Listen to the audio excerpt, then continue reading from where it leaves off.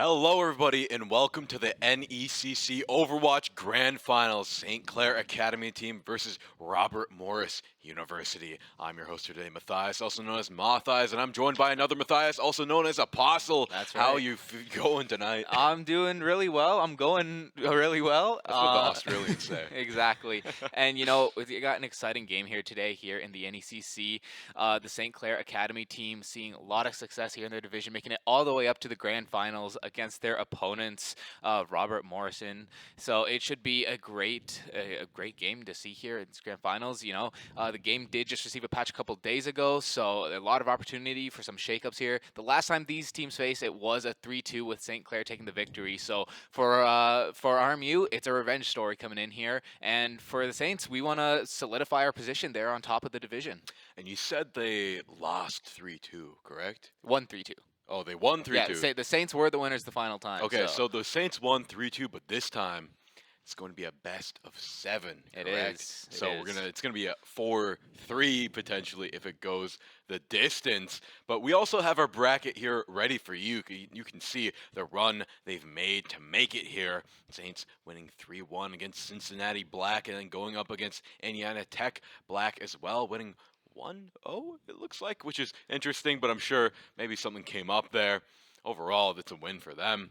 And then we can also look at Robert Morris winning 3-1 as well, and then 1-0 as well in the next game. Yeah, identical runs through the brackets here for both these teams. And, it makes sense. They're the number 1 and the number 3 seeds, respectively. Robert Morris did have a bit of an upset there over SVSU, beating the number 2 seed. So, they should be riding high right now. They're looking to really punch up and keep doing so here against the Saints. But Saints, we've been able to beat them before, and we've been able to see a lot of success coming in. Like I said, we are the number 1 seed, so we want to defend our title now. We want to make sure that our position is solidified there as one of the top teams. Yep, it's up to them to defend that title and try and secure this grand finals and take it all home. You played through the whole season, all for this. You don't want to lose after the major run you've made here. Same for Robert Morris. They've earned their spot here in the grand finals. And here we can take a look at the total wins and losses. And wow, look at St. Clair Saints. You're correct, top seed, and they deserve it. 5 wins, 0 losses, 15 game wins with only 3 game losses. Yeah, of course, game wins, game losses. That's the individual maps it's talking Yes. about. So when you look at like that map win-loss rate, that is huge. 15-3, Saints have been seeing like just amazing success. And I think it was the number 2 and the number 3 seeds as the only. Well, we know that 2 of those maps were Robert Morris, and I believe the other one was Fanshawe Fuel there. So, they've had a really solid regular season. Robert Morris was the only team though to like really inflict a lot of damage on them with those 2 map losses, right? Like that's 66% of the map losses they've taken have come from Robert Morris. So, maybe they've just got some special sauce that makes them a threat to us. Either way, St. Clair Saints, they have their work cut out for them. Yeah, they've earned their spot there. Of course, the top of the line team there. A little bit more game losses, but that's just nature of the beast because I think they ended up playing more games as they were in the losers bracket, correct? So that's just the nature of the beast, like I said. But you can see our players are locked in and ready. They want to win this. They are dialed in, and I'm just excited. But that's not all we have here today, is it? We also have some patch notes. We've had a little bit of changes today, right? A couple days ago, yeah, we saw the beginning of the new season, Call of the Beast, I believe it's called. It's a bit of like a Monster Hunter inspired season. We got lots of cool like monster skins, I guess. Beast skins is what they're calling them. And along with that, of course, we have lots of changes to the individual heroes. Definitely some big changes in the tank roles. We did have Moga come in, being added to the game. And while I don't believe he is actually going to be enabled for this tournament because he was just added, usually there's a 2-week waiting period to let people kind of figure out the ropes with him. But because he was added in, that creates kind of domino effect because that means all the other tanks need to be changed around now to kind of accommodate him, right? So we saw a couple nerfs being done, a couple nerfs and changes being done to the other heroes. We had Winston, he got a little bit of a buff. The Tesla cannon now goes through armor. And you can see as we go down Wow, through the yeah. list here, reticle changes, competitive play updates. Those don't really matter to us, but these are the ones that really matter. Doomfist, he has a little bit of a buff. His ultimate can now be used to regenerate some health. So it's always been used as a bit of an escape card, but now it's going to be even better at that. Junker Queen has her spread reduced, so for people who have good aim, she's going to be dealing a lot more damage. Of course, Malga being added in. Just a whole some new patches already Yep. because he was being kind of experimented with earlier on. Ramatra had his health to armor ratio kind of swapped around a bit, and his Void Accelerator was also changed, giving that a little bit of a buff. Sigma, he got nerfed a little bit. Sigma has been very dominant over these Yes. past few months. It seems like every game has just been Sigma, running with a Sojourn, a couple snipers maybe, and they've attacked his shield a little bit, so hopefully he won't be able to throw that up as much, and hopefully makes his team a little bit more vulnerable. And of course, Winston, the Tesla cannon, ignoring armor, that doesn't have a huge impact on his main targets, which are of course like the backline, the squishies. But when it comes to the tank versus tank matchup, that's going to be huge because it means he's now not going to be feeling that tickle damage that he normally does when the targets have armor. Of course, we're seeing Mei getting the maximum ammo reduce, to try and reduce that slowing annoyance. Soldier getting his cooldown reduced, or increased actually, to 15 to 18 seconds. Yeah, so he's not going to be able to heal up quite as much, going to be a little more vulnerable, a little easier to dive. Torbjorn, over health being increased, and Tracer being buffed as well, a pretty significant buff. The pulse pistols, each individual bullet had its damage increased by 0.5, which may not seem like a ton, but, when you get into that, then when you get into like a full clip, it starts adding up. And of course, support changes as well. Baptiste got nerfed a little bit. Brig got nerfed a little bit. And then Kiriko got a little bit of a rework there on her Suzu. Very annoying ability. So it's been changed up a little bit to see if it can make it a little more fair to play against. And then Mercy just had like a bit of a quality of life change. Yeah, we're seeing a lot of micro changes, but that might add up to some big differences. It's all about the macro. When you look at the whole picture, these little micro changes might trickle down into some crazy plays or some life or death scenarios. Absolutely.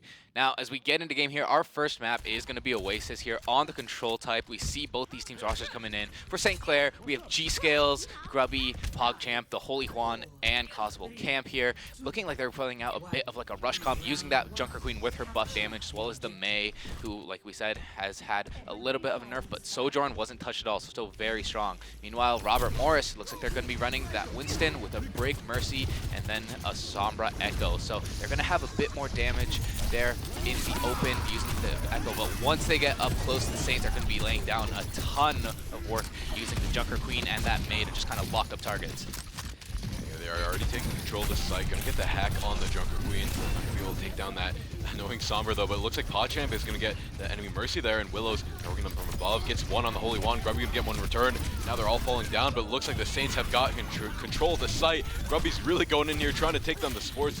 Geek gets knifed, and that's going to be another kill. I think there's only one remaining on the side of Robert Morris, but he has to retreat, and a great first push by the Saints. Yeah, Grubby doing a really good job of just pressuring down the Winston, using your knife to kind of deny his jumps, and then just getting up in his face with that shotgun really pressures him down. And once he got taken low, G-Skills was right there with an immortality field to keep him up, and that let PogChamp just kind of build up his railgun, and he was able to take out the Mercy, which just flipped the fight in their favor. Once again, we're on Willow going through a little bit of a sky comp, but wow, getting shot down into the sky by PogChamp there. Great pick on him. And some now great Nocturne's gonna go down as aggression well. from St. Clair. He's getting a double kill, and now it looks like the entire push by Robert Morris is getting just absolutely stomped on right now. Yeah, really nicely done from St. Clair. They find that early pick onto the Mercy using the headshot from the railgun, and then immediately they drop off that high ground because they know Mercy's going to be there. She's kind of seeing if she can go for a res, so they rush her, they wall her off so she can't escape to her team, and they just collapse on the rest of Robert Morris from there. I wonder if they can find their footing here with this next push.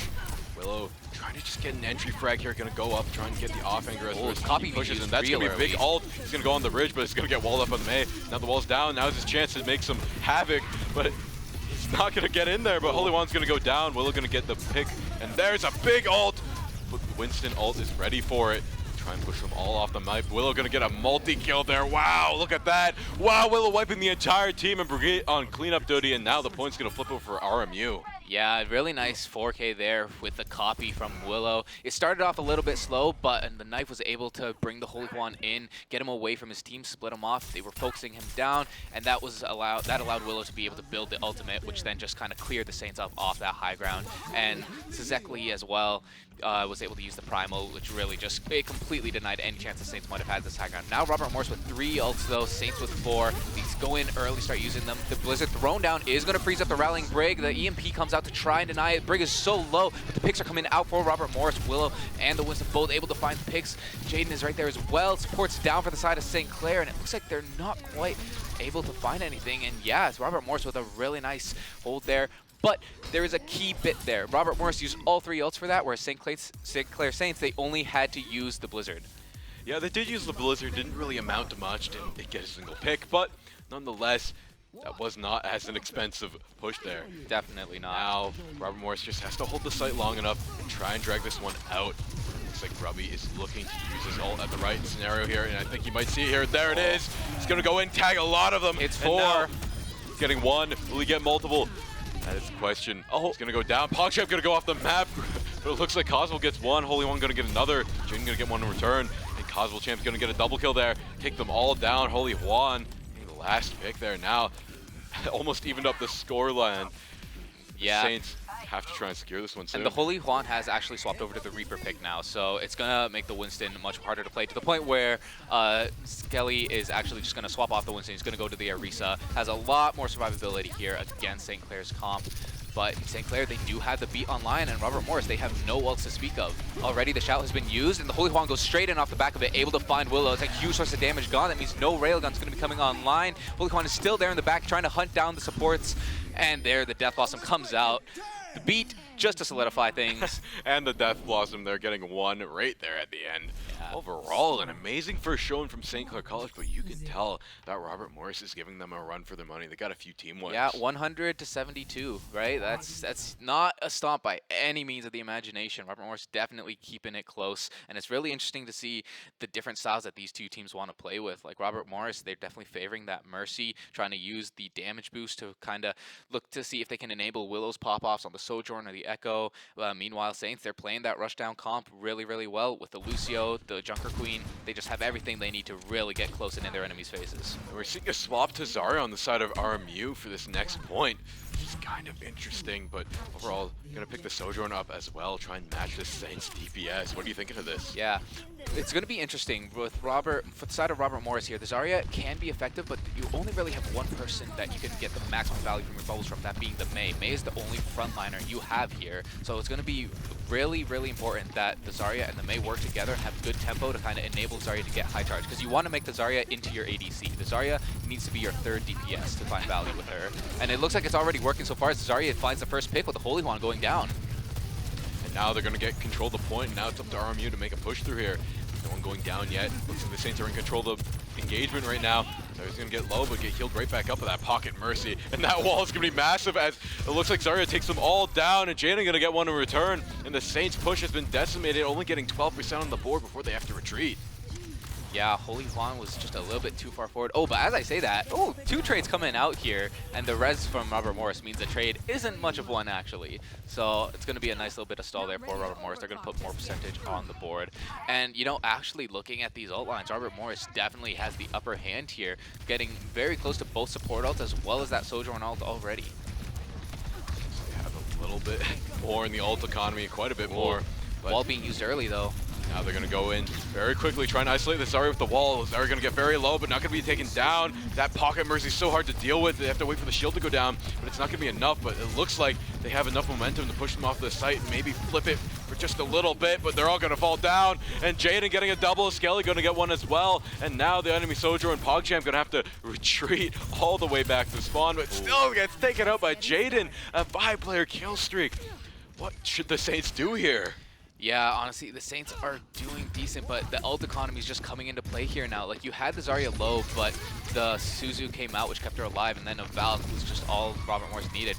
really just make sure that it was more than effective. Now, the Kitsune Rush was used here from RMU, and it didn't really find much of anything. So now Saints are going to rush in. A nice wall is going to block up Zarya, isolate her a little bit, but the Mail that's being used as a counter does lock up a few members of the Saints. They're all frozen up, and there the damage comes through. Jaden and Willow combine to take out their counterparts, and G-Scales, Grubby just trying to get out now here. With only 8% left on the board and a very late kill as well. Saints are in dire straits now. They need to start using these ultimates. They invested so much just to kill that Zarya, and then just as quick as she fell down, she was just rezzed by that Mercy. It's so tough. They are out of options here. They just need to get onto the site and give it all they got. They have 4 ults on the board, make it 5 very soon. This is their final push. This is to win it all here, to try and take this game 1 home. Gonna get the Blizzard out, the Zarya's down, the May's gonna go down, PogChamp getting a double kill, triple kill actually. Gonna go in with the overclock, try and take down the support line as well. He's one hit, he's dodging, but he's gonna get taken down by PogChamp. And now the Saints have flipped the point, and they have to hold it all the way now. Yeah, that was a must-win for the Saints. A really nice job from them. At some point, the grab did actually come out from the side of RMU, and it didn't actually find much value, so that's going to be good for the side of the Saints. Right now, the ult economy situation has kind of been flipped. Grubby is going to have that Carnage. Oh no, but Willow starts things off with a long-range pick onto Holy Wand. That right-click just being devastating. Grubby is going to commit the ultimate, but the Suzu is right there to cleanse. Jadden is going to be the only one affected by that. Grubby's able to get out, get onto the high ground, but the Zarya is high charge, and she's pushing onto the point. Causal Camp does have the beat. Oh, and a nice knife into the hole is actually going to take the Zarya out of the fight for a little bit, and this is going to enable Saints to go forward. They're pushing. Grubby is able to find the pick onto Mary, and PogChamp is right there to clean things up as he takes out the Mercy and the May. Zarya is going to be trying to escape now, but Saints want to hunt this down. It's a massive stagger on the tank. And that should give them a little bit more percentage on the board, and that's what they need. They need to bring it to 99 to 99. It's all down to the wire. Yeah, we do see a swap from the Holy Wand coming in here on the Tracer now. Tracer did get buffed a little bit, so we should see some good damage coming in here, but it's going to be really hard as RMU has 3 ults on the board, 2 support ults, and the May ult. And again, another opening pick from the DPS of RMU as PogChamp goes down to the hand of Jadden. We see the Holy Wand out here in the back trying to take out that Sojourn, but the Kiriko just teleports back and quickly throws down Susan, keeping them alive. Widow and Jadden just doing so much work right now. Point gets flipped. Is there anything Saints can do? No, it's all going to be uncontested. 88% from pretty much nothing. Enemy had 99%. That's how you think it would go, but props to RMU. That Zarya swap paid dividends there. They just absolutely controlled the rules of engagement. Yeah, it was a really smart move from RMU there. And, you know, Saints, I think they were caught off guard because we saw them play, all things considered, very passively. Like, it was going into, like, the very final fight, 90%, and they had 5 ults stocked up, right? And as a general rule of thumb, if you have 5 ults stocked up, it means you're not really using your ults fast enough or effectively enough in your earlier fights, right? So I think they were just a little bit on the back foot and caught off guard.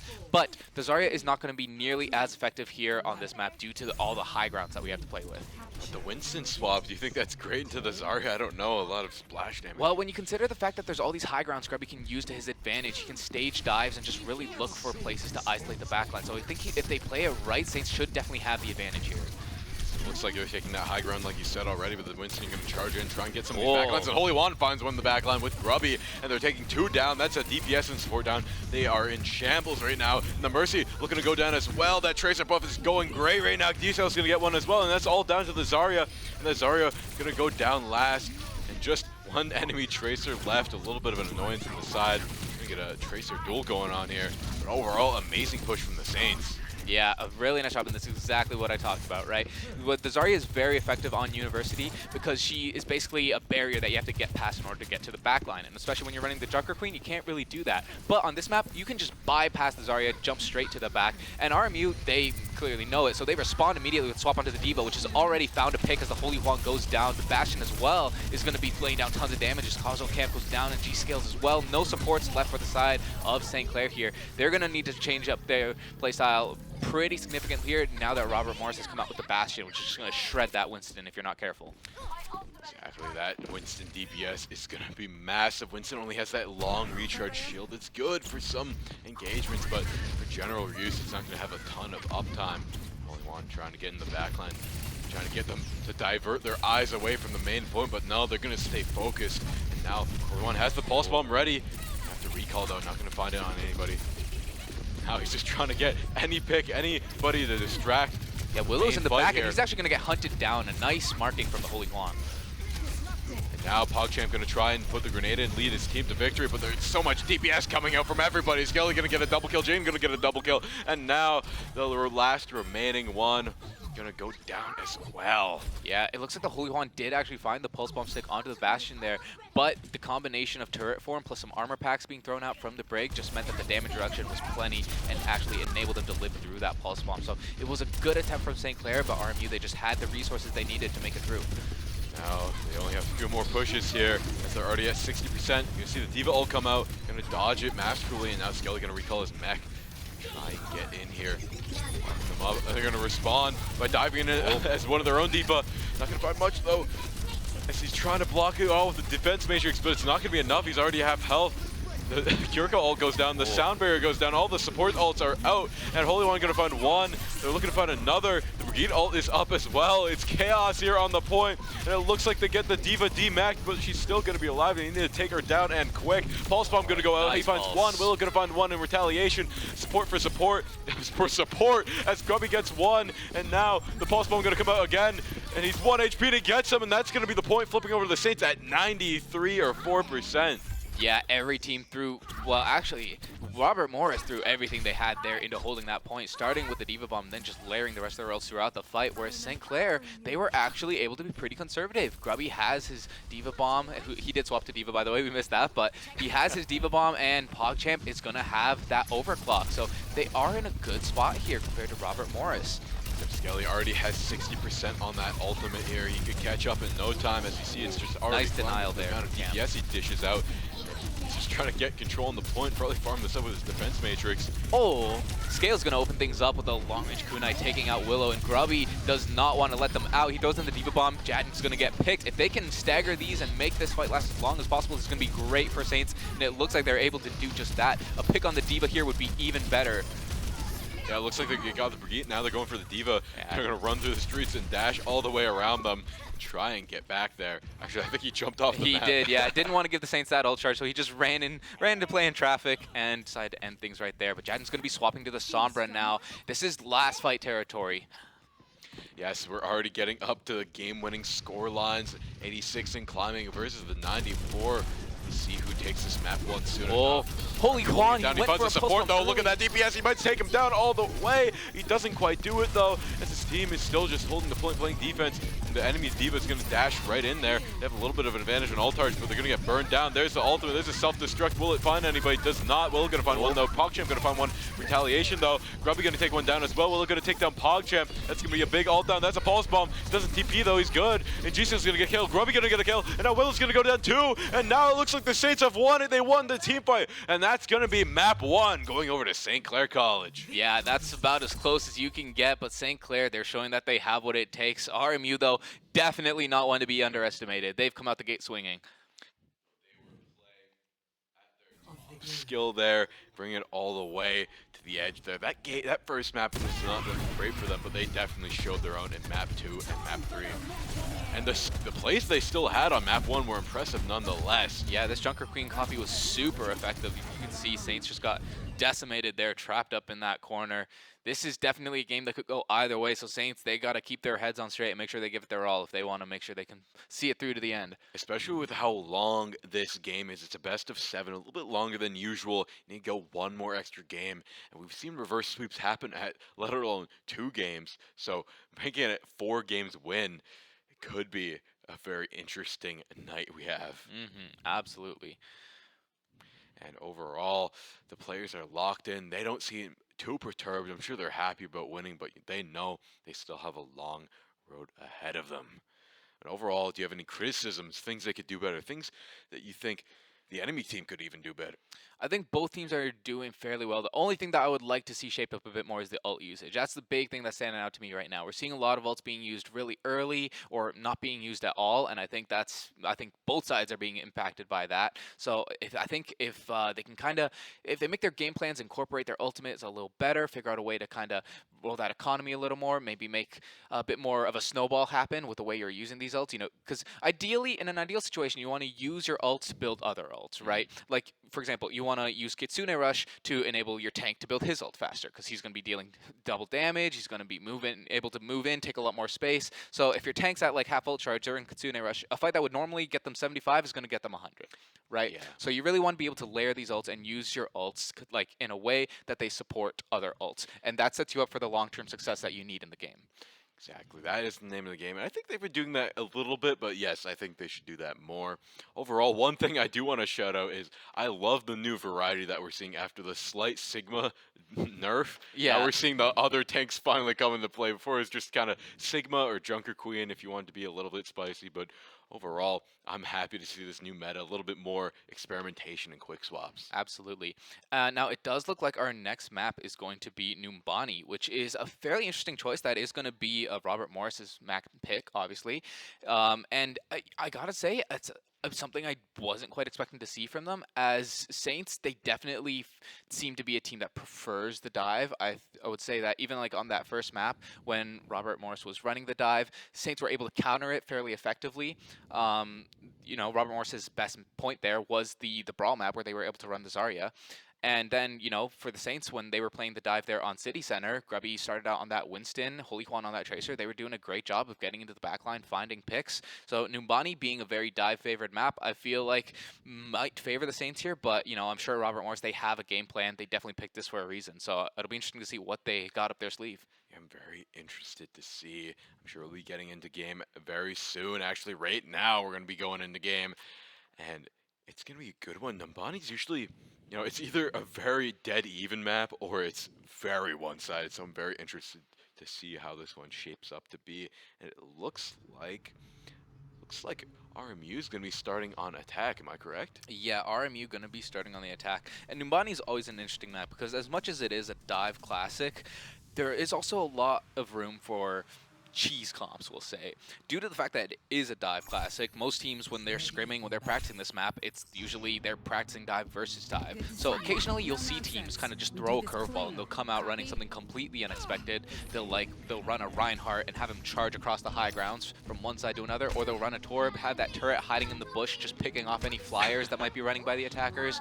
So there's a lot of room for creativity here, and it could be interesting to see if the teams want to opt into that. But so far it does look like we're seeing a classic dive versus dive, the Diva, the Echo, the Tracer, all of these dive staples. But the main things that we should point out here is that Rob Morris, they're again sticking with that Kiriko Mercy, which they did see success on, but St. Clair, they're going to have the Ana there run by G-Scales. And if he can weave through the defense matrix, find some big antis, the Holy Juan can go and clean up on that, and they can be very, very effective. Definitely.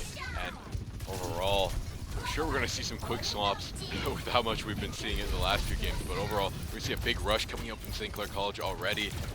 Try get in here or shake up the attack wow. from RMU. But wow, big pick from RMU off rip already. Look to pick off this back row line even further. He's low, but he's not going to confirm the kill. And now RMU's tank is getting very, very low. The Diva very, very low. But he finds stickies on the Ana. Ana going to keep themselves alive with the healing grenade, but it's going to go down to Willow. And now that's both supports down. And it's just up to RMU to pick them all off now. But Cosmo Champ getting a couple kills there. Going to get one in return. Now PogChamp having to deal with this annoying Echo. Gets them out of the sky and out of the way.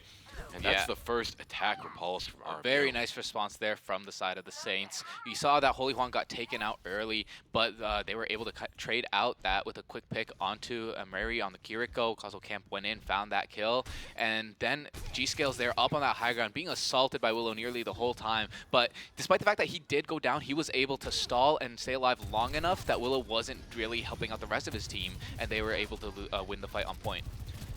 Now we gear up for our next fight. It looks like it's a little bit of a split push here. PogChamp getting picked down very low and getting picked out by Willow. And PogChamp only going to get the mech down. And now looks like they have Coffee up.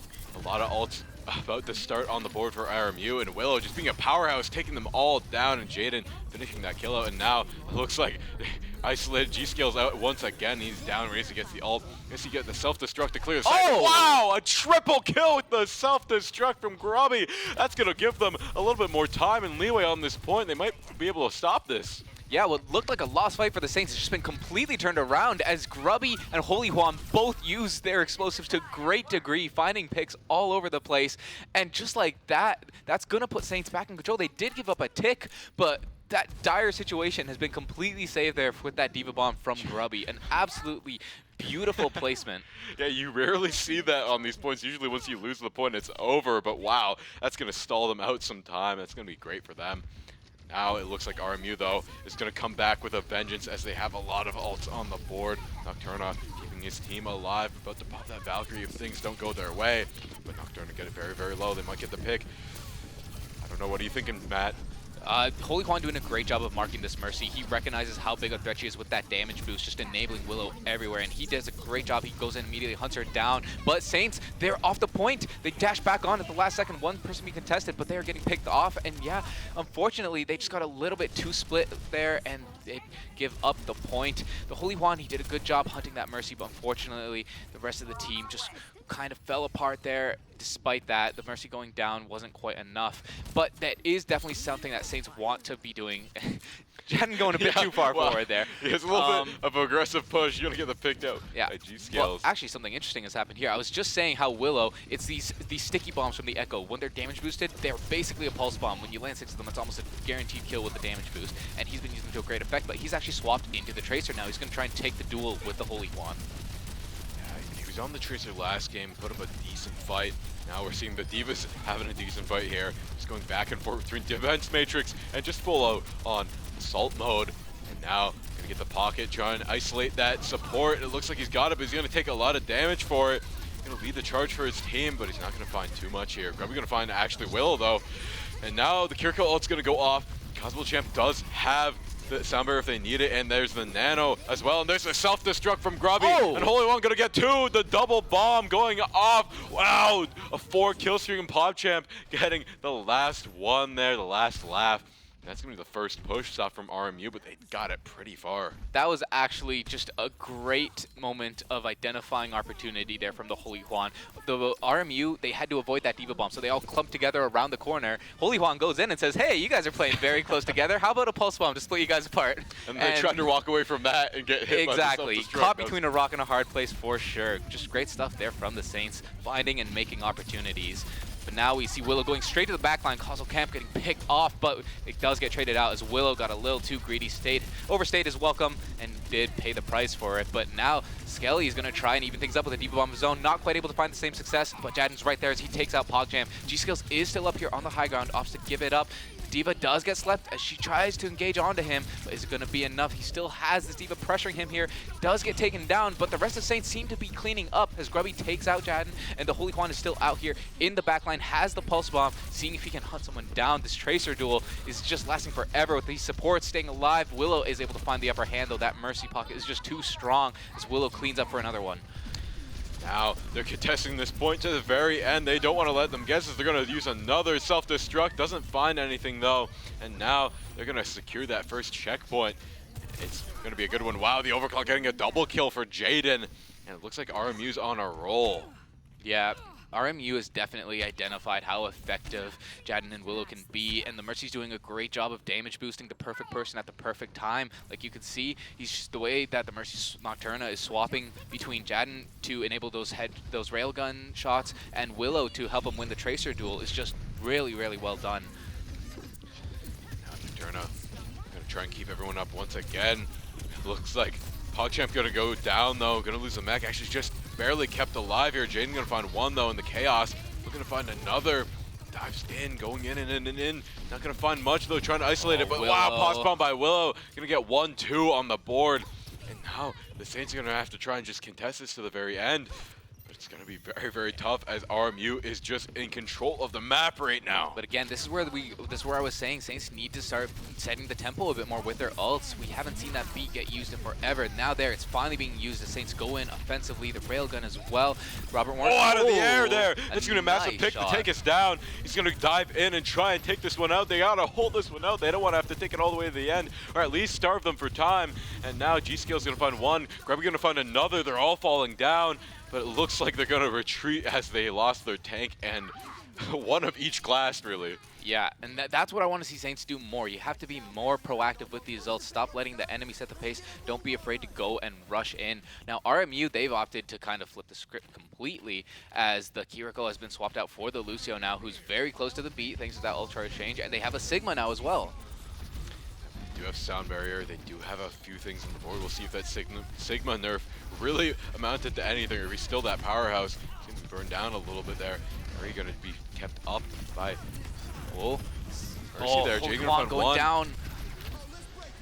Now there's a Sound Barrier coming out from the side of RMU. That might be what they need to push it all the way to the end here. Emery going to find one. They're going to use a self-destruct once again, but that's going to be Grubby getting the self-destruct on the support line. And now the Sigma's very, very low. He's going to use his ult to try and keep himself up. It's not going to be long enough. And now D.Va's exposed, going to go down. There's not going to be anyone left to contest. It's just PogChamp switching to McCree here to try and counter a few of these picks, but it might not be enough. But it might be just enough with the Kiriko ult on board. G-Scale is keeping everybody up and healthy. No tank, but it's okay. He's here with the heals. And now Skelly and the rest of the team just trying to close this one out. They're so close yet so far. And wow, Nocturne gets the res, but going to go die for it. G-Scales and the rest of the Saints getting so many kills, and they just barely stop the push. Yeah, St. Clair, they did a great job. You know, they were on the back foot for most of that fight, but they were able to keep circling around, just managing to just step foot ever so slightly onto the point, keep it from moving, and they delayed long enough for G-Scales to come back with that Kitsune rush. Once that was back, he was able to just pocket his team. The Holy Juan came back on the Mei, got some nice Mei walls to isolate the tank, and they were able to hold on in that very, very dire scenario. That was down to the wire there. Usually see it go all the way to the end when things are going that much in your favor. But the Saints now have to match up that amazing push. If they get stuck here on any one of these checkpoints, it could spell doom for them. They just want to bring it all the way to the end, try and outdo them here, and take this map too. Yeah, absolutely. Right away, it seems like we're seeing similar comps. It's actually going to be RMU opting for the Ana this time. And, you know, the Ana break is definitely very, very strong here. If you can set up properly on that back corner, you use the whip shot to deny dives coming in. And then the Ana... As long as you keep the Ana alive, the Ana can just do so much damage with sleeps to deny flankers, antis to just make sure healing gets cut off, and, you know, she can heal, do damage, just swapping between them like it's nothing, right? So Ana's super effective. But Saints are actually going to be going for a very classic dive style. The Genji Tracer, this is the dive of old, and if they play this right, it will be deadly. Yeah, we're seeing the Genji pick from PogChamp first time in the series so far. We'll see how well it does him. Skills. Trying to get some picks up there on top. Not going to find it, though. And PogChamp and Grubby just going all the way in here. The Ana is already prepped for it. Looks like they're gearing up for a time to push together. Yeah, like Holy Juan is going around from the backside. See Grubby going straight in. He's going to be able to put some pressure there onto the supports. Holy Juan does go in, but he gets whip shot, and there the Brig is so effective at just denying these dives. But PogChamp and Grubby are not to be outdone. They find picks of their own, but Willow's right there to play defense. Now G-Scale is going to be caught on his lonesome, going to get taken out. A good attempt, but just a little too slow by the looks of it. Robert Morris was able to kind of figure out what they were doing, and were able to counter it. Yeah, I think they're a little bit too slow in their committal there. I think they thought about it a little bit too long. Full sended it all together. I think Robert Morris really caught on to what their plan was and took them down. Yeah, but Saints have been able to set up pretty quick. Holy Juan is already in position to get onto the back line. So if Saints can, you know, put the pedal to the metal here, they can catch Robert off guard. Grubby gonna stay healthy with that health pack and try and go in here as they go back to deal with the flank back line. But Grubby gonna isolate one, push him back to the rest of his team. Gonna get a little bit of objective time on. Now Skelly gonna try and contest this one out, but it looks like he's gonna lose this duel. He's getting very, very low. Support's nowhere to be seen. PogChamp trying to go in, take down the Ana, make it a little bit easier for everyone else to get taken down, and he does it. That's gonna be 2 kills, 3 kills going over to the Saints, 4 kills. They just need 1 more. It's just the Tracer a little bit slippery, but not enough. Willow gonna take one down on the way out, and now Jaden also going down. RMU not holding them off for too long. Yeah, it was a good idea by RMU. They kind of figured that Saints were going to try the same thing again, but they actually ended up playing on the opposite high ground, over there on that right side, to see if that would kind of be enough to throw them off, and it did at the beginning, but as soon as the D.Va for RMU started getting low, Saints were able to go in. Oh, a nice combo is going to delete the Holy Juan. Still not going to stop the payload too much, but still, a nice pick. They're definitely happy about that. They're actually going to commit off the back of that as the Diva Bomb gets thrown in. Doesn't find anything, though. Yes, they're still going in here. Skelly just waiting up top, peppering them all with damage. Find all too much though, trying to take the team fight, trying to take the tank fight. And it looks like he was winning actually. His sports are keeping him nice and healthy. He's gonna feel comfortable enough to dive in there, try and take him down, but it looks like he's gonna get a bit of a burst kill now. PogChamp just peppering everybody on the back line, missing the dash, but he's gonna try just keep them up and confused. He has the Dragon Blade ready. We might see it soon. The Kitsune rushes out. The self-destruct is out, just buying themselves some distance just on fear alone, but Jaden gonna get Holy Juan on the way out, and now gonna keep the Brig ult up, try and fight this Genji on the backline, but he's just too fast. He's giving him the runaround, gonna get a hack off. He lost him. Oh, but the Sombra was right there to clean up. Yeah, a nice little technique there from PogChamp. Climbed the wall and kind of just set the Brig on a goose chase down that hallway. Unfortunately, though, RMU was able to still find the upper hand, the rally armor being very effective. But silver lining of that is now with the rally being gone, PogChamp should be able to find a free blade here. I gotta say though is the Saints committed 2 ults that didn't find any kills, only made a little bit of progress for it. And Willow gonna go down though, or go up to the air. PogChamp gonna go try and take some down, push them back, but he's gonna get taken down with the whole team. But Grubby is gonna buy him enough time to get a kill along with Cosmo Champ. And now G-Scale's just trying to keep everybody up and alive as they push the payload towards this first objective. And now Holy One gonna get a nice pulse bomb. Looks like the Tanks has been separated from his healers. He's gonna go down, he's 1 HP, and there it is. Self-destruct getting procced on the payload, but it's not gonna be enough. But that's gonna be another mech going down, but they take him down in time, and now this is the Saints' time to shine as they move in. Grubby getting 1, GCL is getting 1. They are just cruising through with 2 left on the payload. It's gonna find its mark soon enough, and Grubby getting 2 more kills on the back line. Yeah, good job there from Grubby. Despite the fact that the blade didn't find any value, it was able to force Robert Morris to kite back, and then Grubby, the Holy Juan, you know, as the other divers on the team, they were more than ready to respond to those efforts, and they were able to find the value they needed to. And now St. Clair, they go into the final point here with 3 minutes 30 on the clock. Minutes 30, that's quite a bit of time to push up to the last point. If they push it all the way, they win, correct? So this is all on the line. They have enough to win it here. And now we're going to see the Kitsune Rush come out. The Winston's diving in, nanoed, and that's going to be very scary. The Gorilla is on the loose. He would let him out of the zoo, but it looks like Grubby is there too, taking them all down. And Jaden going to find 1, but Grubby going to find the 3rd in retaliation. Now the Sombra's all that's left. Now Jaden going to take out Holy Juan. He's back up with the overclock, taking 2 down.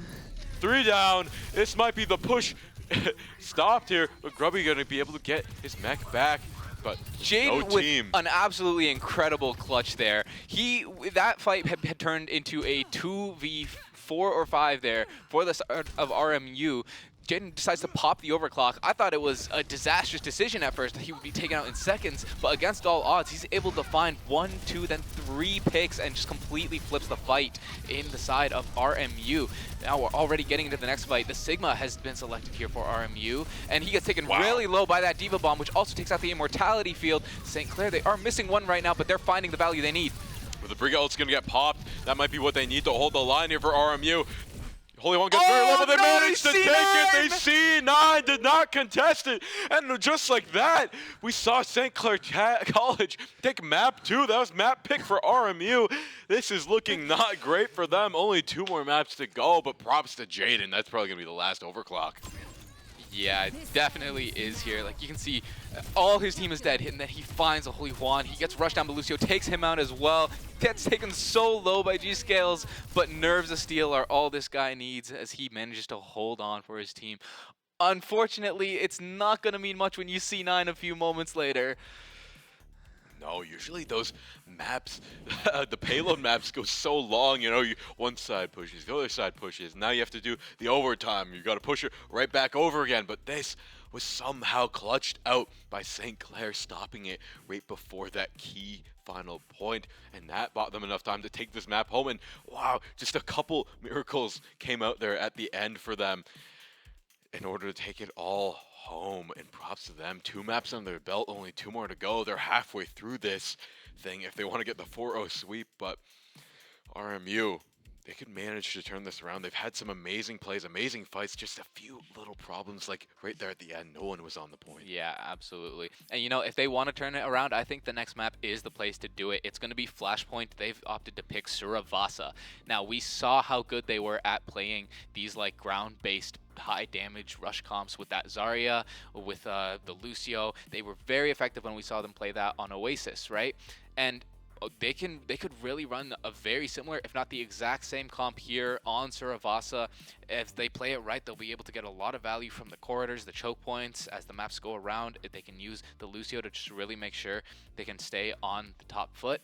And this is a big opportunity for them to, you know, start finding the value they've been looking for. Exactly. Flashpoint is really that game mode that gives the teams that are having a little bit of a rough time a little bit more of a fighting chance, you know? Because if you're winning those fights time and time again, but you're just unable to hold the point for like a long period of time, this is the one that affords it to you. Just taking team fight after team fight, which I think gives you a little bit of a better chance, can flip a little bit more easily. But we're going to be going into game here on Saravasa, like you said. We'll see how these teams deal with Flashpoint, a relatively new game mode. It's been around for a few months now, but we'll see if they've mastered it by now. Absolutely. And we do see rush comps coming out from both sides, as the Junker Queen is seemingly the choice for today from both teams here. Grubby and Skelly gonna be on that Junker Queen, so it's gonna come down to that mirror match between the two tanks. But we do see a variation when we look at the DPS, as Marvel Morris are gonna have a Sombra, where Saints are gonna have the Mei. G-Scales with an opening pick already. Losing that Lucio is taking away half your comp's value. That's a huge opening. And wow, Holy One gonna get one right away, and that's also Skelly going down. Looks like the team fight has went the way of St. Clair right before the point unlocks. And now they're just gonna send two of their DPSs to just try and stall the push a little bit longer. But wow, great couple first picks from St. Clair. Absolutely, and right away, RMU, you can see they're like, we don't want this smoke. We're going to be chopping things up. Skelly going to be going there to the Orisa. PogChamp and Nocturna both take out their team's respective tracers. So we do have an even fight going in here, but Robert Morris, they have that Orisa, they have that Bastion. So they're going to be a lot harder to kill. They're going to be throwing down a lot at the Saints here. And, you know, I definitely want to keep an eye on this Mei to see if they can deny these pushes from the side of RMU. Now, the Orisa pick might be what they need, a little bit more of a strong Bastion to hide behind. Skelly gonna find one, looking to find another, but the Icicle's gonna come out there. Skelly focusing on the tank now, but he's gonna get taken very, very low and taken down, but the rest of the team is managing to get their picks, and while tank for tank, they're both down. RMU's, the rest of their team is up. 70% on the board for St. Clair College is gonna flip the way of RMU. This could change very quickly, as Flashpoint is just such a quick game mode. Yeah, we saw Skelly there. Just charge right in using that spin, and then with the Fortify, it's just like such a beast to try and take down. And once you're situated there, everyone's looking at you. That means the rest of your team can move in and just start putting down damage from all kinds of angles. Willow with a Pulse Bomb very early is going to find value. PogChamp gets taken out. I guess he didn't have that Pulse Bomb. We'll see if Holy One wants to try and respond to Pulse Bomb of his own. Not quite going to find anything. G-Scales is going to commit the Kitsune Rush though, so Saints do still want to try and win this, but Willow is just running amok in the back. Yeah, backline left on check as Willow gets a double kill. Support and DPS down. That's going to be a huge knife in the back for St. Clair, as now they're going to be equal in the percentage. They're just going to have to wait. They can't make their push yet, but they only have one push left. Yeah, a lot of ults here from both sides. We have Grubby and PogChamp both with their ults, but Robert Morris, they have their tank ults, they have their Continuing Rush, and they have their Bastion ult as well. Getting very close to that beat. The Bastion ult is going to be the first to be used here. Now the Orisa is going to go for the spin, and it traps up G-Scales long enough to get him picked down. Now the beat is going to be used from the side of RMU, and everyone on their team is going to be very, very healthy. Saints are able to find the kill onto the Bastion, but it might be too little too late, as PogChamp is very low, does have that ice block to keep himself up for a little longer, but Murray takes out Cosmo Camp. The Lucio is just being too effective as he finds a second pick, and first point is going to go the way of RMU. The Saints committed every ult there and were unable to find anything. I think both sound barriers came out, And it just went the way of RMU, and they still have 2 ults in the bag. Of course, they have Pulse Bomb for Pulse Bomb, but that Kitsune Rush is going to be so strong going into this next team fight. Yeah, as a general rule of thumb, you always want to look at the player that can find the sound beat or the sound barrier later, because when the dust clears and all settles, the team that does it later, they're the ones that are going to have more health left, right? So Robert Morris are a little bit slower on the trigger with that beat, which actually helped them, but Saints, they are not being slow this time, as they charge straight in, taking out that Orisa, and the Kiriko follows shortly after. The Bastion is able to find one, that damage a little bit too much for PogChamp to avoid, but it's not going to matter, as now the Holy Juan chases that Lucio down, gives him a quick hit to finish him off. And once again, we're going to see the Saints winning the initial fight, and they're just hoping not to totally repeat history, as they want to try and hold this one all the way to the end. Yeah, running the Mei is definitely going to be a lot easier to use here. As you can see, this point has exactly 4 doorways. You can only really attack from 1, maybe 2 of them if you really want to split your team up.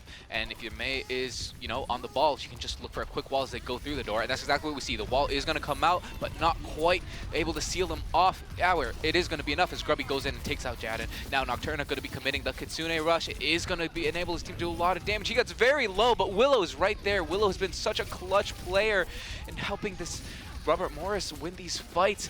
They are going so low, but Grubby can't get through that shield spin. The ult being committed there from the Orisa, but it's not going to be enough. That's a very interesting choice there from RMU to try and commit when you're down that many members. Yeah, Willow doing an amazing job of finally getting taken down by G-Skills. Knife's going to come out, and Saints holding it all the way to the end. It looks like this flip point is going to not flip, just go uncontested. Jaden getting a kill right there at the end, but 1 for 1, only a few more points left. It's a very, very even flashpoint. Well, props to the Saints for able to hold that one all the way to the end. Yeah, and we should point out that despite the fact that it was even, that one was all Saints, 100-0, looking at the percentages there. So they were definitely feeling a lot more comfortable. And Robert Morris, they're going to be trying something completely different, as they're going to be swapping over to the Cassidy instead of the Bastion. It's an interesting pick. You're going to try and be very confident to hit these headshots. This Willow has just been a powerhouse, just getting them very low. He rolled off the edge, maybe? Possibly, or maybe killed by his own grenade. Could have been either or, but either way, definitely not something you want to see if you're RMU, as now the Orisa is forced to charge in there by themselves. They're getting pressured very heavily. The Fortify is going to let them take the space for a bit, but you can see Holy Juan going straight for the Kiriko on the back line, and now PogChamp is going to use that mail just to really lock them up. The beat being committed by RMU, so they definitely want to win this, but will they have enough resources? That is the question here. It looks like GCL is trying to try and keep everybody up. Oh, that's a Susan for this. They're all too split up right now. They're all going down right now. And now PogChamp and the rest of the team going to get a triple kill, make that a team wipe for St. Clair. And now that's going to be point control going over to them. What ult from Grubby. Yeah, and he knows it. He's very happy with that. But, you know, silver lining for RMU is you were able to pull a lot of ults there from the side of the Saints. And they're actually going to be swapping over off that Lucio. So they've opted to forego mobility for the side of sustain, as Emery is going to be on the Baptiste now. Interesting pick. That might be what they need. A couple little things to save them from death there. Immortality Field and a quick burst of healing might be what they need. What an ult coming up from Skelly, but it's not going to find too much. It was just on the edge of the ult, but they're all very low. PogChamp going to try and go down, but he's staying up and in it.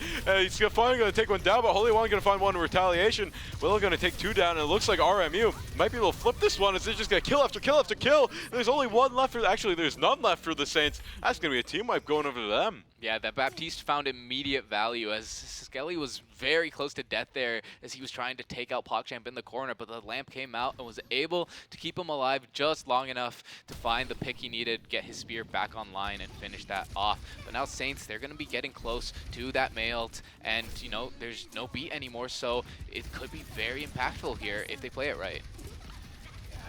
It's all coming down to a few key ults right now. We're seeing the High Noon come out. Will it find much? No, it will not. He's going to get stunned out and solo by this Mei right now. Jiso's going to take down the lamp, but it's not going to be enough. PogChamp does have the Blizzard ready, and they do have point control. And there it is. They want to flip back on, but that was right into the trap. PogChamp taking so many down there. Cosmo Champ going to get one, and now PogChamp going to get another, and it's looking like this is going to go the way of the Saints. They equaled the percentage line, but now after this, I think they only have one more push in them, and they're being chased back to their spawn. Not even. If they die here, there's no push at all for them. They have to try and get out. It looks like the Kiriko might make it out with a TP. Jaden is actually able to take out Holy Juan, and it looks like the Orisa is going to try to rush the point, but the Nightfall gonna get him right out of there, and that is going to be a cap for the Saints. Got a little bit dicey there. They maybe overextended a bit trying to chase down those stragglers, but it's not gonna matter as we move on to the third point now. And yeah, we definitely got to give a huge shout out to PogChamp for that mail. He did some great. He's soloing this Orisa right now. He's about to, yeah. So close. He used the Maywall to deny value coming from that Baptiste and stalled them out long enough for them to Saints to kind of stabilize, get their health back up. As soon as that Maywall goes down, he knows RMU. They want to rush back onto the point, so he's right there with that mail, quick on the trigger, and just locks them all up. Oh, but so, Nocturna. Wow, pick coming up from Nocturna, a little bit of a nice headshot there. And now Saints probably going to have to give up initial sight pushes. They don't want to feed ult charge. Yeah, losing a member on these flashpoint fights is so strong, and it almost makes more sense to just like, you know, back up, wait, because you definitely do not want to get team wiped when percentage ticks up this fast. But you know, we look at these. We look at the ult economy here. Saints nearly at 5. RMU nearly at 4. Ooh, the Pulse Bomb is actually going to take out the Immortality field really early. Oh, but Skelly and Willow respond with ults of their own to find 2, make that 3. As the Holy Juan, he's just not able to find picks. He's getting run down. And yeah, he's just going to go for a quick reset. But you know what? The Saints only committed 1 ult, right? It was 2 ults. They used the Pulse Bomb and the Kiriko ult. You're Robert Morris also 2 ults of their own. So, you know, this next fight is going to be very interesting. It is going to be the last fight here. If Saints lose this, they're not going to be able to cap this point. So it's going to be 3 ults versus 3 ults.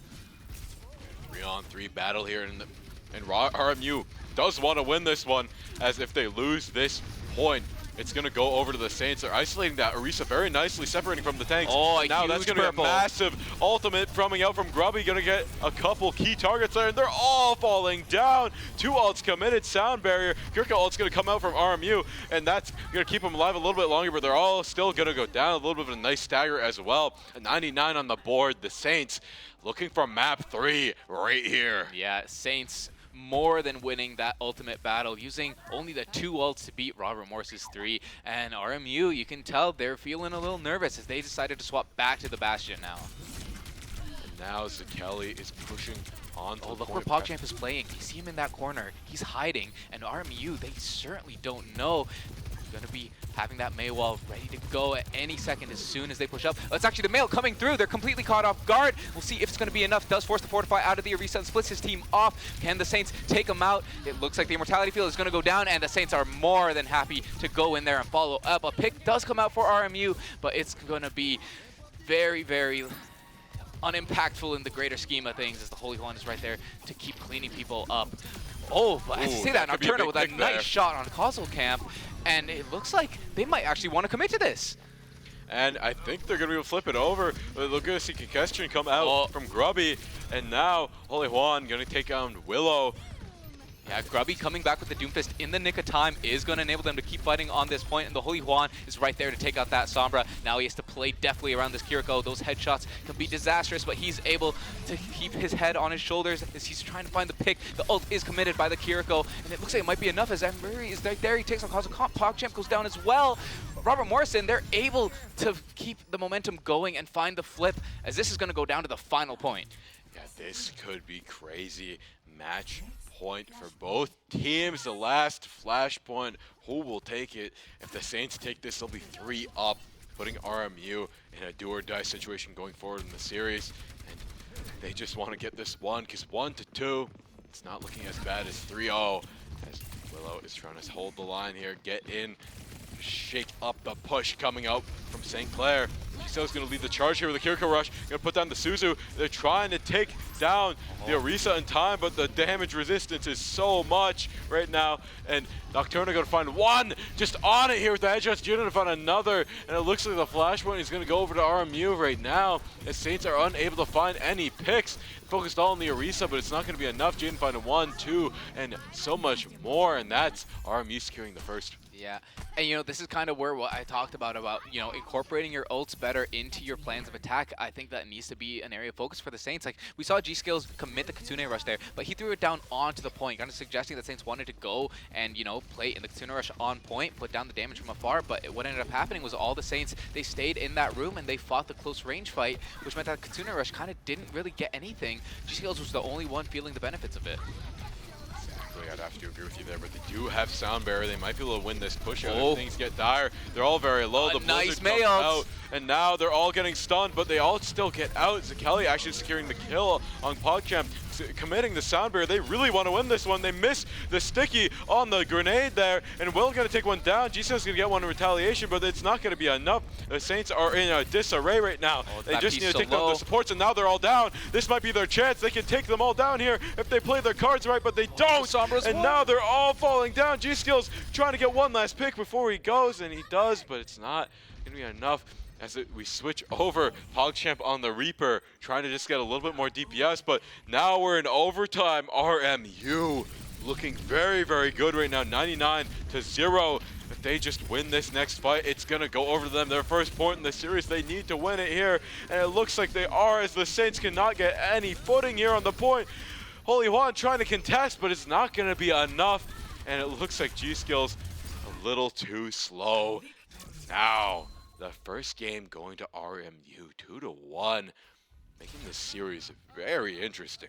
Yeah, you know, they looked a little bit shaky at first, but RMU, they were definitely able to find their footing later on in the match. And so, you know, it's interesting. Every team that has won has not been the team which player got play of the game in these matches so far. It's going to be Grubby with that great Junker Queen ult that we saw, able to secure them that fight there on this, on that fourth point it would have been. So a nice job there from St. Clair, but RMU just able to find the upper hand. And you can see they're being really proactive when it comes to their ultimates, when it comes to using their hero swaps, right? Like, we see swaps coming through all the time for RMU, and we see ults being committed in situations where you're like, oh, this seems like a lost fight. I'm not sure if they want to commit here, but they're able to make it work. Saints aren't really expecting these late fight ults to come out, and they're being caught off guard. They've already expended their resources, so they can't really defend against it properly other than just using sheer focus fire, and RMU, they're able to make the most of that. Yeah, it's that was crazy, but that was Flashpoint, a little bit more of a hectic game mode, right? Where those committals in those fights don't have as many consequences if you misuse an ult. You can usually, you know, quickly get back into the fight. But overall, this next match is going to be Coliseo on push. This is where it's going to get interesting. Now we're back to the more objective-based game modes. We'll see if things will shape up that way. Yeah, and that push map is going to be Coliseo. It's going to be a very interesting map. This map has that hugely long corridor there around the outside of the Coliseum. Snipers can be very effective, but we'll also see brawl comps being effective when you play them in a very rotation-based kind of look, right? You can go around the outside of the glass, kind of look to jump them from the back, and even we see a lot in high-level games where the point just completely flips around, and we see the attackers and defenders kind of swap sides for a little bit as the rotations are just all coming into play, meeting each other. So it'll be interesting to see if these teams want to play that brawl focus, or if they just want to kind of go for, you know, maybe we do see the Sigma come back, and they do decide to try and play with those snipers to take advantage of the long sight lines they have. They might go for the Zarya pick, though. Like you said, the brawl comps are looking very, very good. And we're going to throw it to the game now that we're in there and see what Coliseo really looks like. You see the players there in the bottom right, locked in and ready, just getting the pregame warm-up in, hyping themselves up. You can see Theo there, the Holy Juan. He's been on the casting desk, but now he's in the thick of it, on the front lines, here to win the NECC Grand Finals. A man of many talents. Exactly. A real triple threat there. I believe he also plays soccer, so very busy guy.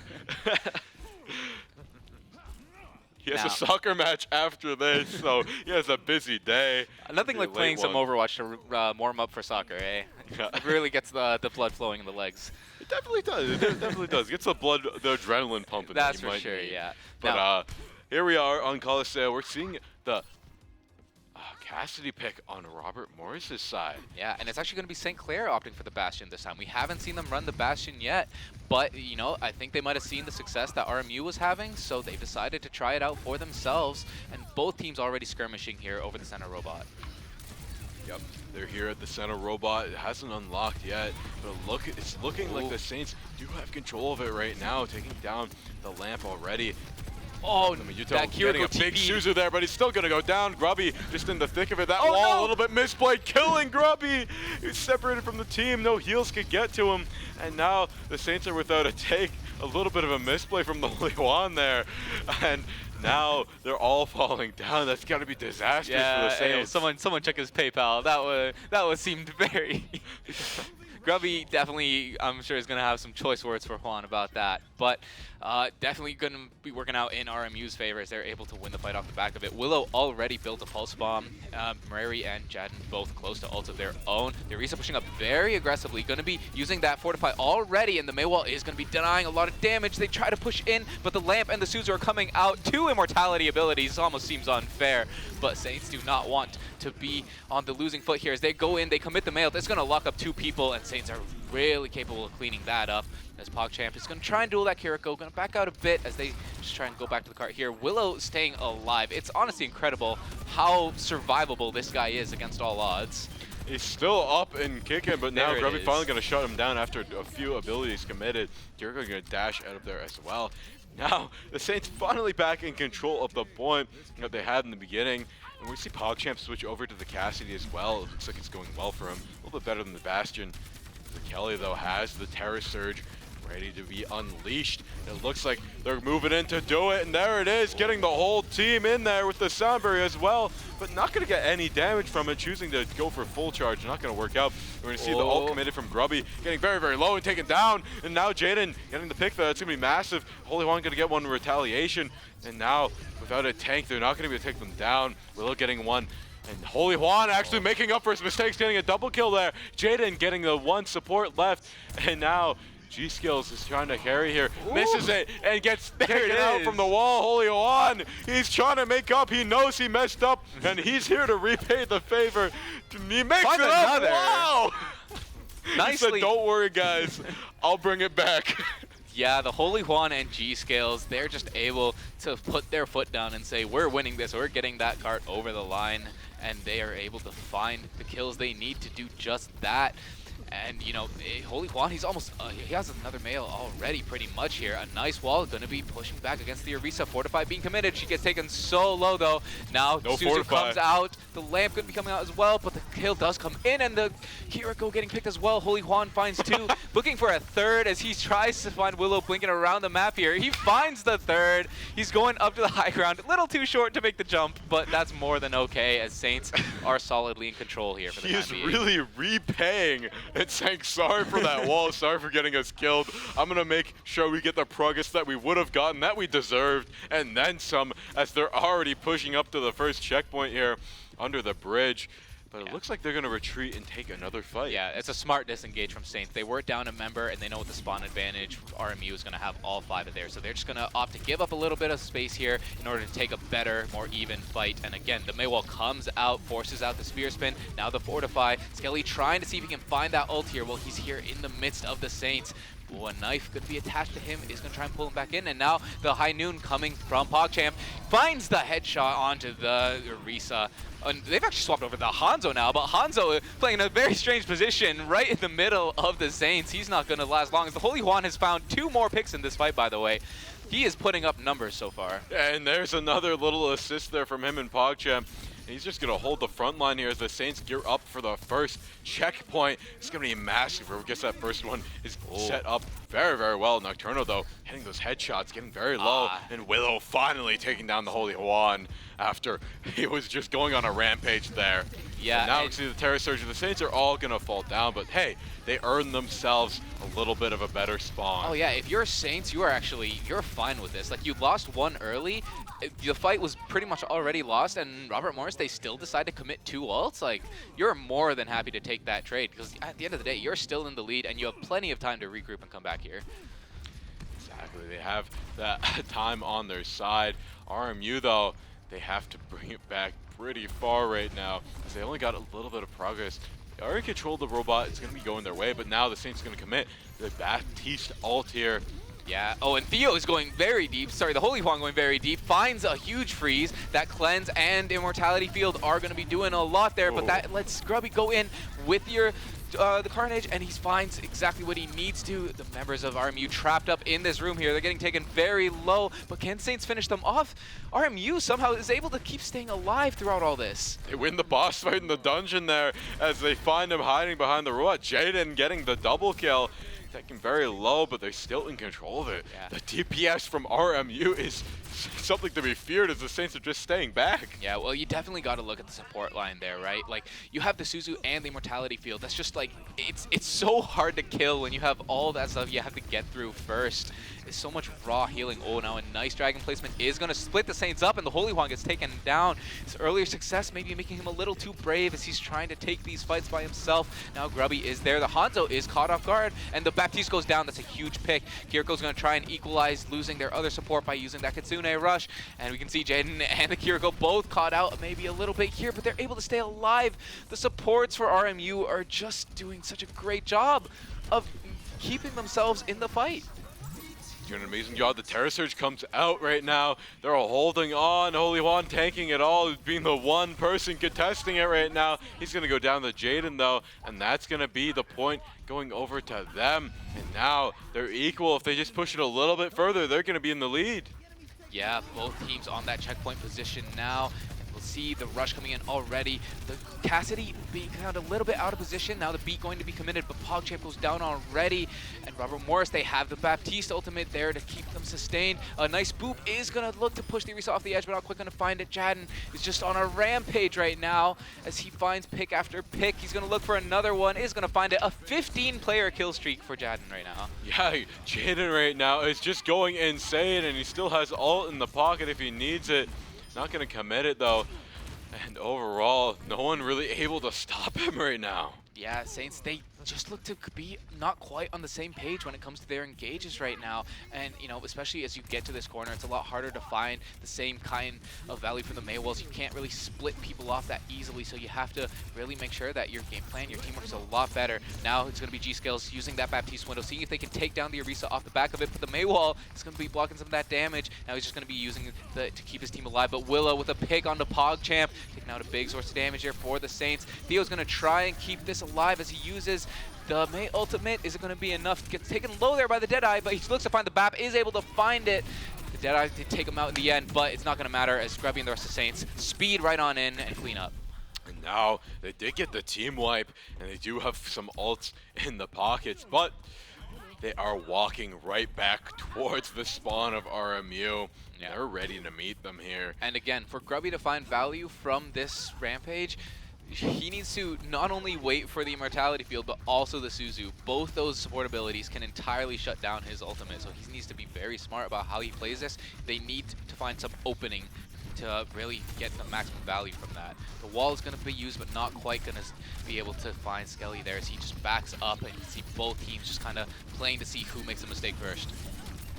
He's going to get speared out there and just isolated. And there's the Terra Surge as well. And they're going to counter ult, but that's going to be Suzu'd out, I think. But only hits a few. Mary going to go down. Not going to go down. They're all falling down. Grubby getting the final kill. And that is a team wipe going over to St. Clair, giving them enough time to maybe equalize this push. Yeah, it looks like Robert Morris might have used the Suzu there to kind of enable Skelly going in really deep to try and use the ultimate. And Grubby, as soon as he saw the Suzu come out, he knew he was free to use that Rampage, and it did exactly what it needed to, force Robert Morris away from the advantage that they had initially created, and was able to flip it on its head for Saints to come out on top. But now, the Kitsune Rush is going to be coming out as RMU want to try and take the fight right here. Now they're going to use the slam here. The sound barrier is going to come online for the Saints. They want to make this push equalize. The Kelly getting very, very low. Immortality Field is coming out, though. It's down. He's using all his util here. Another Holy Juan just picking up the backline, though, with the Blizzard, and they get the rest. And now this is the Saints' time to shine as they can try and take the lead here. With only 10 seconds left, the overtime is going to go over to them. Will they be able to make this final push? RMU's going to be up to give it one last contest. A long-range BAP window, and the Diva is going to be trying to be the first one to touch. Gets taken down low, though. Gets looked very low. It's taken. It's actually going to get D-Mex, and the Immortality Field is going to be placed pretty far back. Now PogChamp with that ultimate, he's in the Dragons, is able to find one, but gets taken out for it. But G-Scales stays alive. The Saints have the supports they need. Grubby getting taken so low. He needs to stay alive. He's so close to that Junker Queen ultimate as well. G-Scales doing everything he can. He knows that Grubby is his win condition. He's staying alive. He's found the one support. He looks to find the second, is going to take out Mary, and finds the pick on Willow as well. Grubby in the do or die scenario is able to fight back when it matters most. G-Scale's doing a great job of helping him through it. Saints are going to be taking map 3, or map 4. Yes, map 4, getting 3 points on the board, making it match point for the Saints, and Willow, once again, getting play after game. That seems to be the star player for RMU, getting so many key picks, and look at that Dragon Arrow, just utterly decimating everybody here. But the Saints did have the last laugh. But wow, that was a scary time nonetheless. Definitely. But props, I want to say props to the Holy Juan Theo there. He screwed up in the beginning. Like, let's be honest. You said that seemed like someone paid him to do that. Yeah. Put him back. But it seems like the payment maybe got revoked, didn't go through. Credit card came declined. Back, yeah, credit card declined. He came back with a vengeance and got so many kills, so many key team fights, and really got the Saints out of that rut that they were stuck in, carrying them so far into this. Yeah, absolutely. You know, we saw both the DPS just like, rather the DPS from both sides just really coming out and hitting hard there. Like we saw Jadden there on that 15-player kill streak. Like for a few minutes, it felt like he was unstoppable. And same with Theo earlier on. For a little bit, he was just an absolute madman, finding right clicks, getting in the back line, walling perfectly. Just absolutely great stuff here coming out from both sides. And, you know, we're going to be getting into our penultimate map here. I believe it is going to be Escort. So, you know, it's going to be very interesting to see how this plays out. It's not a mirror map like, you know, we used to see prior to the Flashpoint days, right? Where we would see the start on control and the end on control. This time we're going to be potentially ending on Escort here. It's a little bit of a love heart yeah, from Grubby the there. They're feeling pretty good. They're Absolutely. feeling pretty good. Robert Morris, it's a do or die scenario for them, and they've actually opted to pick Havana. So this is historically very sniper dominated. We've seen them play around with the Sigma on Numbani, for example. We've seen them bring out the Hanzo there on Coliseo. So maybe they want to opt into just relying on a sniper duel and being able to just find the picks in long range. Yeah, especially Willow was looking especially good there on the precision picks there. The Cassidy just getting so many picks, getting 15 kills uncontested, and just overall being an unstoppable force. Even on the Hanzo, getting play of the game, only was Hanzo for a short while, and just hardly dominated the game. So if it is a sniper-centric map, the Saints are going to have to deal with some very tough threats. Yeah, and you know, it'll be interesting to see what Saints wants to run here, especially because it looks like they are going to be defending first. And you know, Havana it's a map that spawn camping is actually a very viable strategy on, to the point where it's almost the norm. It's almost strange if you don't decide to try and spawn camp Havana. You know, you run like a Brawl comp, maybe a Reinhardt, but more likely it's going to be like an Orisa or a Junker Queen here. You run the Mei, and then you just play right at their spawn doors. As soon as doors open, you look for the walls off, pick them off quick, and, you know, we kind of try to play off that. And even if you do lose a fight, it's not a huge deal, because it allows you to, like, when you hold that close, they aren't able to move the cart far enough to guarantee themselves like a cap. So when you hold close like that, you get that spawn camp, you're kind of guaranteeing yourselves at least 2 fights. Definitely, you want to try and just hold it out, contest it out, but it's going to be very tough, especially on this map, like you said there. But we're going to be throwing it right into the game.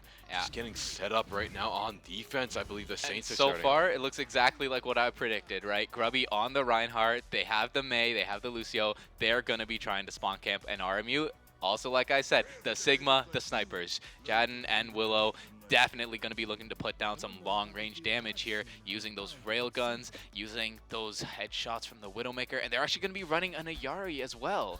So Ayari very, very much capable of doing damage. She doesn't have fall-off on her primary, so she can definitely click some heads if she feels like it. But with the Saints Brawl comp, they're going to look to not even let the Widow have space to operate.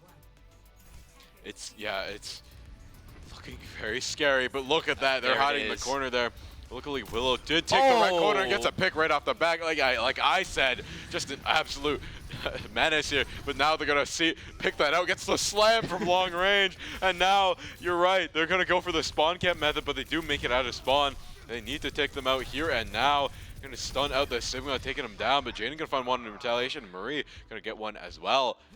Looks like that spawn camp not gonna work out. You know, it's really unfortunate because Saints lost the person they needed most for the spawn camp. You need to have that Baptiste so you have the sustain to stay alive and keep fighting. Because when you spawn camp, obviously the enemy has such a huge spawn advantage, right? So you're going to be taking damage at a far, far higher rate than they ever will be. So you need the Baptiste to make sure that you can actually fight it properly. Losing the Baptiste meant that despite the fact that Saints were able to find picks, it just wasn't enough in the long run.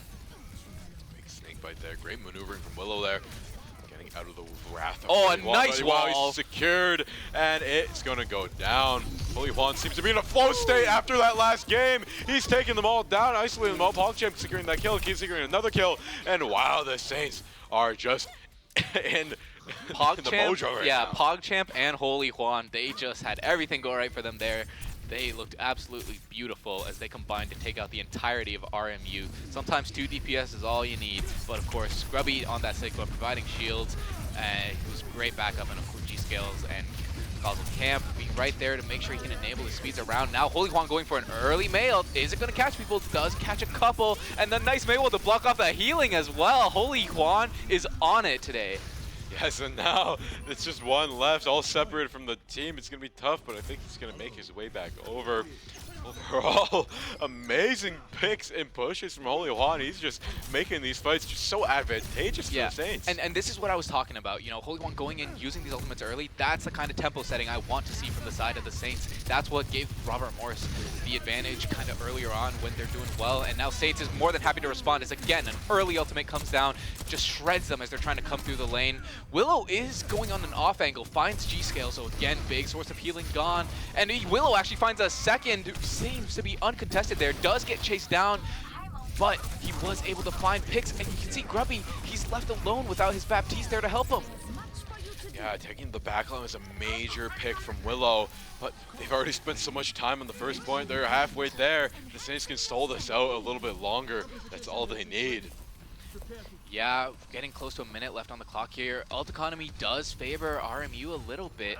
Well, PogChamp is going to look to try and set up this Bastion ult. Probably go for an early engage here. He's getting around the corner. He's waiting for the call from his team that they want to start moving in, and that's when he's probably going to look to pop that. There we go. We have the Vedic Flux coming in, and PogChamp is actually just going to be looking for the straight damage from the turret form. I couldn't remember the name of it, but it goes quickly into his tank farm and finds a pick onto Prairie. But Jadden with the overclock has found 2. Willow finds a 3rd as well, and Skelly takes out Causal Camp. It's just Grubby. The ults were just 2 in favor for RMU. Yeah, they committed the sound barrier very early there just for the Sigma ult on their own Sigma. And I don't know if that was the play, as I think they need that help a little bit later in the fight. Oh, and here's where we see that long-range damage. RMU is doing such a great job of playing around it.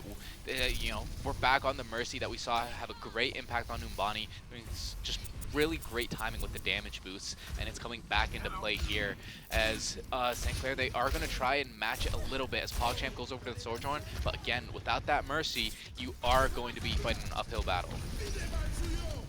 Now Cosmo trying to just keep the team up here in this little room, but PogChamp getting the pick, that might be enough for them to go in, but Nocturne on Willow gonna shut that right down. Holy One gonna get one in return though. Cosmo just trying to keep them all in the blizzard, and that's gonna be a double kill going over to Holy Juan, getting more and more stacks on the freeze, and now it's just the Sigma and a few others, but he's also gonna go down. Nah, finally they stopped the momentum from RMU. Yeah. Sojourn trying to run away.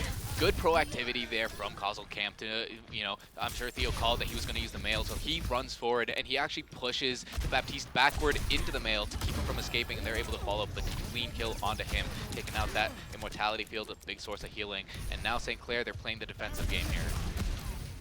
Willow go in here, getting a big dynamite on Holy One. He's almost going down, but look at Bob as well, just Mideast focusing in on the burst DPS, trying to just get him on the point. That's going to buy them a lot of space to get near this payload. And Willow still on the back, getting pick after pick after pick as they're going for more. But Holy Juan, he knows his mission. He knows Willow is the one to beat. But with the Mercy pocketing him, it's going to be hard, but gets the headshot. G-Skills also keeping him up. They have a few ults. They're going to pop the Baptiste window. Going to try and keep everybody up. But it's going to be a tough one as RMU is just cruising through right now. Grubby finding one, but they're all falling down. Grubby committing the ult, getting a few, but it's still not enough. They just don't have the DPS to take them down right now. Yeah, damage was coming in at the perfect time. Let's Jet and take out Grubby, and now Skelly's right there to take out PogChamp as well. It looks like this is going to be the point cap coming in for the side of RMU. This is going to go uncontested. Willow swapping back to the Widow for the wide open spaces, the long range engagements, and now you can see that the Saints do not want to peek these anymore. Yeah, Willow's been doing a great job of taking off angles, and even if they're not finding picks, they are able to put pressure down. But you know, they are also finding picks as Willow takes out the Holy Juan, who got lifted up by that Flux. And now RMU, they're pushing really far forward. They want to find these staggers. They do not want to let Saints stabilize. Jaden going up and around here, trying to find things, but not going to find much. Go back to Grubby, he's leading the charge. Keep the team safe. It's going to be tough as Willow just has surgical precision, getting headshot after headshot. Holy Juan going to be going down again. I think we have a little bit of beef between the two, as Holy Juan seems to be the only one focusing Willow and taking him down. Willow, again, he's just completely uncontested. The Saints, they need to be marking him better. They need to be more aware of his positioning as, again, he goes aggressive. Finally, the Saints are able to take him out, but now they need to be careful that the res doesn't come through here, as that's what happened with Willow on the last point. Looks like Holy Juan is the one who's going to put an end to these shenanigans. He rushes forward with the mail and blocks off any means of escape there for the side of RMU. Finally, after what seemed like a non-stop push so far on the third point, Saints are going to be able to have a minute to breathe. Yeah, and 1 minute left on the Willow clock. doesn't want to let it happen. He's still looking for picks here. 1 minute left on the clock. It's looking pretty dicey for RMU. They don't want to let Numbadi repeat itself. And with him having the castle, the fortifications, they finally have some cover from Willow, but he's still landing shots whenever they peek out, leaving RMU able to just push right on through. Oh, and yeah, PogChamp uses the overclock, but Willow and Jaden are right there to respond. Willow going very aggressive. G-Scales is going to try and put an end to that real quick, is able to do so successfully. Now Skelly's going to be pushing in real deep. The Immortality Field does get committed. Are they going to be able to take him out, though? G-Scales is going to be using the Amplification Matrix and just trying to put down enough damage. But Willow is again on this off angle, just being such a distraction, if nothing else. And again, Grubby is going to go in now. They have the sound barrier to keep him alive. 2 seconds left. It's going to go into overtime. RMU needs to start finding some picks, but so far it looks like Saints are all in control. However, Skelly is going to have the Gravitic Flux lift someone up, but a rock from Grubby is going to take him right out of that. Saints putting their foot down, and they are finally going to stop this cart on RMU's attack. And now, going into this next half, will we see the Numbani recap here? Because the Saints are still in a position where they can win it. They didn't take it all the way to the end. We're not going to see this map for very much longer if they can take it all the way there. Yeah, the thing is, though, we very rarely see completions of Havana because, like you said, that final point is a literal castle. It's quite literally a defender-favored fortification that is just meant to make it as hard as possible to push through. So seeing it stopped where it did get stopped is actually fairly common, and we'll have to see if Saints can actually kind of overcome the same trial that they put RMU through. Yeah, it's going to be rough. I don't think they're going to be able to take as much space like Willow was able to take there, just denying, just out of fear alone of getting sniped. They had to take some off angles, some bad angles, which I don't know if PogChamp is going to be able to match up to them. Yeah, we're starting to see the picks come through in the game. I'm going to throw it to that. See PogChamp on the Widow. G-Scales once again on the BAP. Looking like a pretty much similar comp, except PogChamp on Willow. Yeah, and you know, we're actually going to be seeing a reverse situation here where it's going to be RMU trying to do the spawn camp strategy. Saints were able to do this themselves to a good effect, but it got dismantled by that Widowmaker finding the early pick. So we'll have to see if Saints can find an early pick of their own, or if they're going to fall into the trap that they tried to set. looks like they're already controlling it, and they know that they're going to go for the Widow on the right room, and they're all focusing it very much so. Oh, that Grubby's actually going to be swapping to the Reinhardt. He wants to take the good old honest Rein duel here, seeing who can find the upper hand here in this battle between the armored tanks. And now the wall comes out. A nice immortality field from G-Skills is going to keep him alive, as the immortality field has already been used from the side of RMU, but the Bastion side of RMU is pressuring so much. That turret form does so much damage. You have to play around the corner. Now Willow is able to take out PogChamp, but they do have the spawn advantage. A nice charge backward is actually going to take Grubby out of the line of sight of the Baptiste, and he's going to get cleaned up real quick. Holy Juan, though, takes out Jadden, and that's all you need. One pick is enough to start putting it in your favor. But Skelly, he doesn't want that to happen at all, as he lays down the Shatter, finds 3. Willow finding 2. Clair, they do have the spawn advantage, but RMU, they might be able to stall long enough for Jadden to get back. Exactly, they are stalling it out right now here up on the gas pump. Not really able to find a good angle on them. Just trying to get any engagers that they can. Yeah, nice job there. The long-range window from G-Scales is going to be able to start pressuring them down. PogChamp firing through that just shreds through any defenses, and the Holy Wand is right there to clean up. Jadden not quite able to make it back to the fight. Means that RMU are going to be losing this this spawn hold, and it's going to be down to the neutral fight as we see them swapping up. They're going to be going for that Sigma, but St. Clair, they do have ultimates here, so they're not going to be swapping off the Reinhardt. They're going to try and ride it out. Yeah, they do have an Earth Shatter to play with here. It could be a good one if he lands it at the right time, and they just need to get past up to this checkpoint. Now we're seeing all the ults come out there. It's the freeze, the double freeze, I believe, from both teams, and it's not going to find too much, but Noctura is going to find 1, Mary going to find another, Dream going to find 1. 3. In there, being the aggressive Lucio, getting pick after pick. That's going to be all the DPS is down, and most of St. Clair just decimated. Yeah, both teams committing the Blizzard and the Sound Barrier there, so overall pretty even. But Nocturna used the Baptiste window, which meant that they just had a little bit more damage, a little bit more sustain. Grubby does still have that Shatter on hand here, though, so if he goes aggressive, he can look to find Sigma. He goes for it, is going to put the Bastion on the ground, but the damage is too much, and there's no cleanup coming through. Holy Juan is able to take out Willow, and the Maywall is going to be able to put down a little bit of defense, but it's not going to be enough as they just walk around it, and so much damage there coming through from the side of the Bastion. RMU are looking very comfortable so far. Now, RMU, yes, looking very, very comfortable. Saints not able to get a footing. Only about 1 minute left to get a couple checkpoints on the board, but with how things are going right now, RMU looking to make this 3-2. Yeah, they definitely want to end things, or, you know, win this map right here, right now, get the scoreline up to a 3-2. Now, PogChamp is going to have that Bastion ultimate, and Jadden already used his. He's going to be going for it. Looks for the backline, places down a couple, seeing if he can maybe find value with the third. Does get a couple people low, but it looks like it's not going to be quite enough. Now, the Immortality Field being forced out too early, as the Flux is going to be free. Grubby gets taken out, no Immortality Field to save him there, and Jadden just comes in and cleans it up. Only 30 seconds about left here for the Saints. They really need to dig deep to find something. Yeah, they're looking for anything here. They have a Blizzard, they have Bap Wall to play with, and I think they're going to commit them here because it's now or never. It's the do or die situation. RMU keeping the dream alive very well, carrying it that far, carrying this match all the way down to the 10-second line. The Saints need to get on and get on quick. Grubby going to lead the charge as Orisa. Try and get a little bit more tankiness in the fight.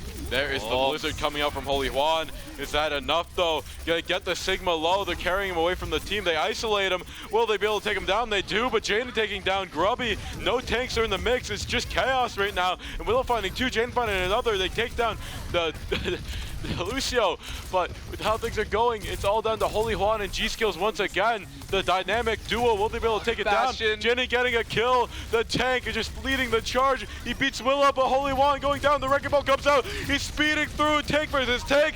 The hamster wins, and now they might be able to get to the next checkpoint. Yeah, but we might see a bit of a crucial mistake here with that beat being used. It was only one person for the side of RMU, and they decided to use the beat to kind of ensure the win. But if RMU go for a re-engage, and they do, now you don't have that beat. They're locked into these picks here. Now the Bastion ult coming through is going to be laying down damage from above. The Baptiste is live, and Skelly goes straight forward and is able to take out the Lucio. Willow follows up with a pick as well. This is a to make that a 2v5 here for the side of the Saints.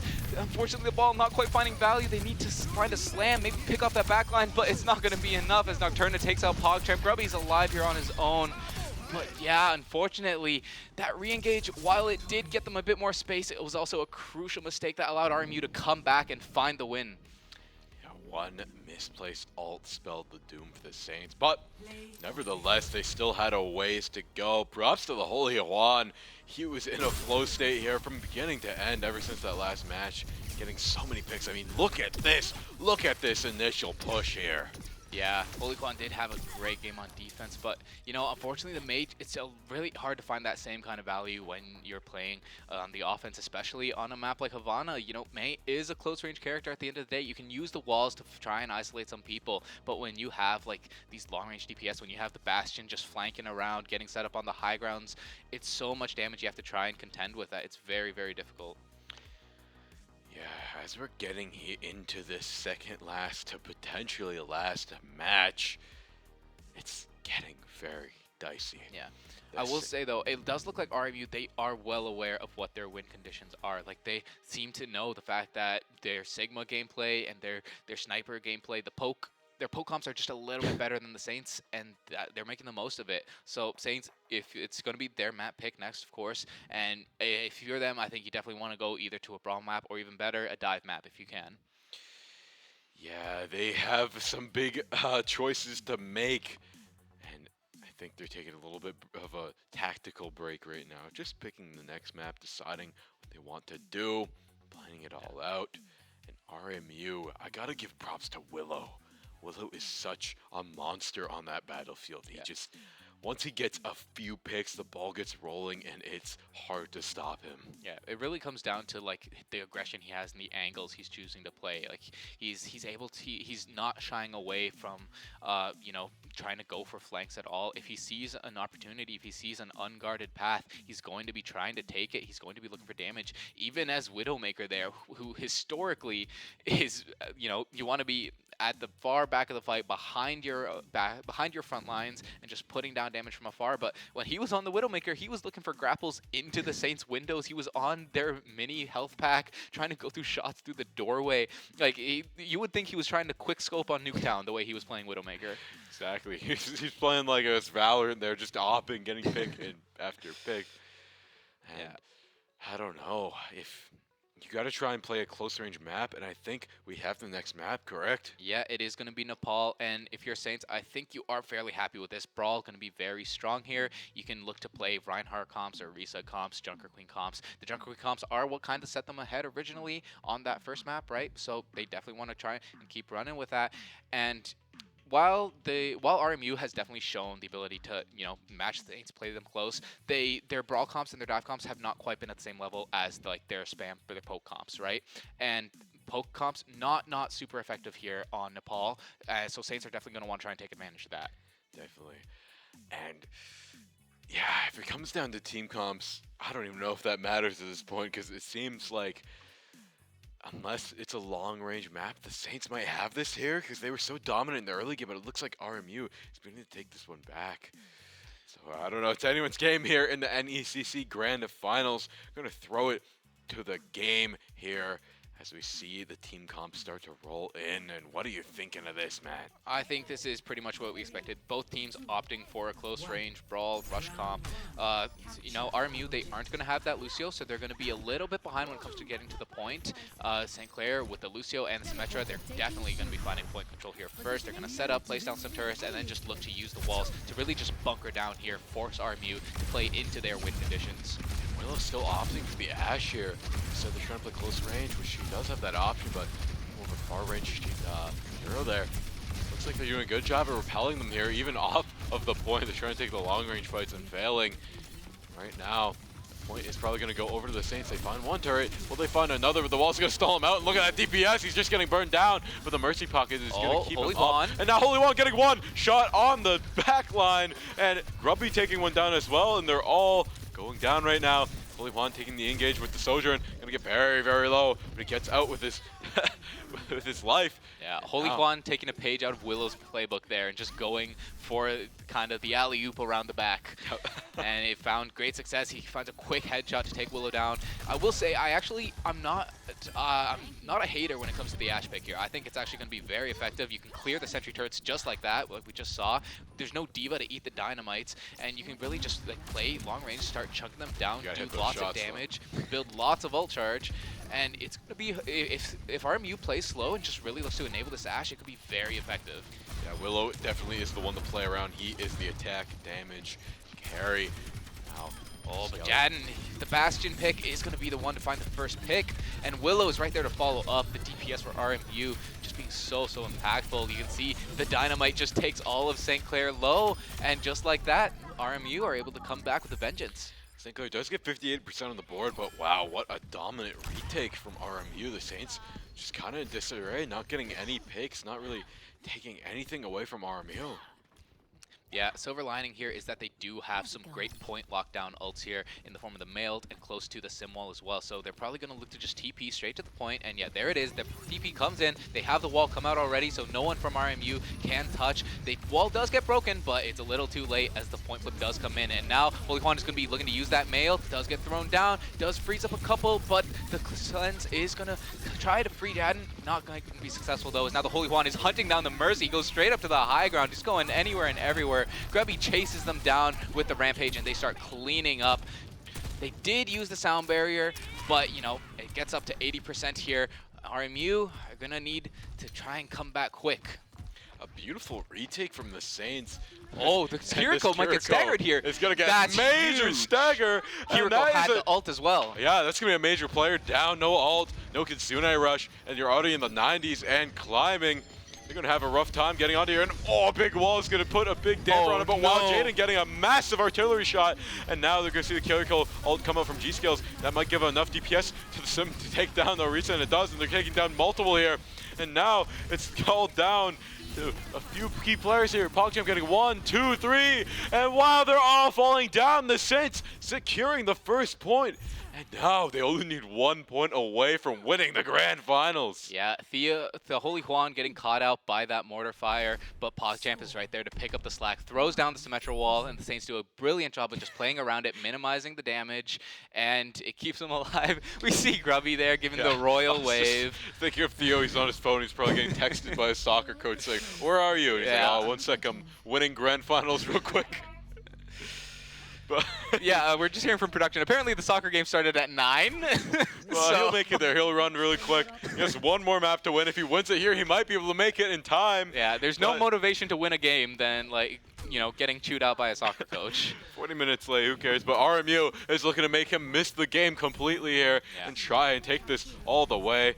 Now, RMU knows the position they're in. They're going to go back to the comp where they were very effective, using that Sigma, using the Sojourn and the Echo to have a lot of long-range damage. Already, we see exactly that. The bombs with the damage boost. It's insane how deadly it is. Honestly, it shouldn't be that deadly. That needs to be nerfed. But when you have the damage boost, you can just one-shot people from the middle of the sky, just like that. And Robert Morris, they're going to move in right off the back of it. Willow on the back line. It looks like they don't even know he's there as he's just putting down shot after shot. Takes down the Holy Juan and gets Grubby pressured. He does get taken low a bit, but not quite found. He's going to look to find Grubby, and Skelly is right there to finish him off with the rock. And yeah, RMU there looking solidly in control off the back of that volley of bombs. And they're trying to exit, but Skelly getting 2 on the way out. And now Holy Juan, the last one remaining, just being kept up. I just want to point out, Willow has ultimate already. 1 fight, by the way. Yeah. A copy is going to be a major play if he picks the right one. He could just utterly decimate the Saints, but he's waiting for the right time to pop this one.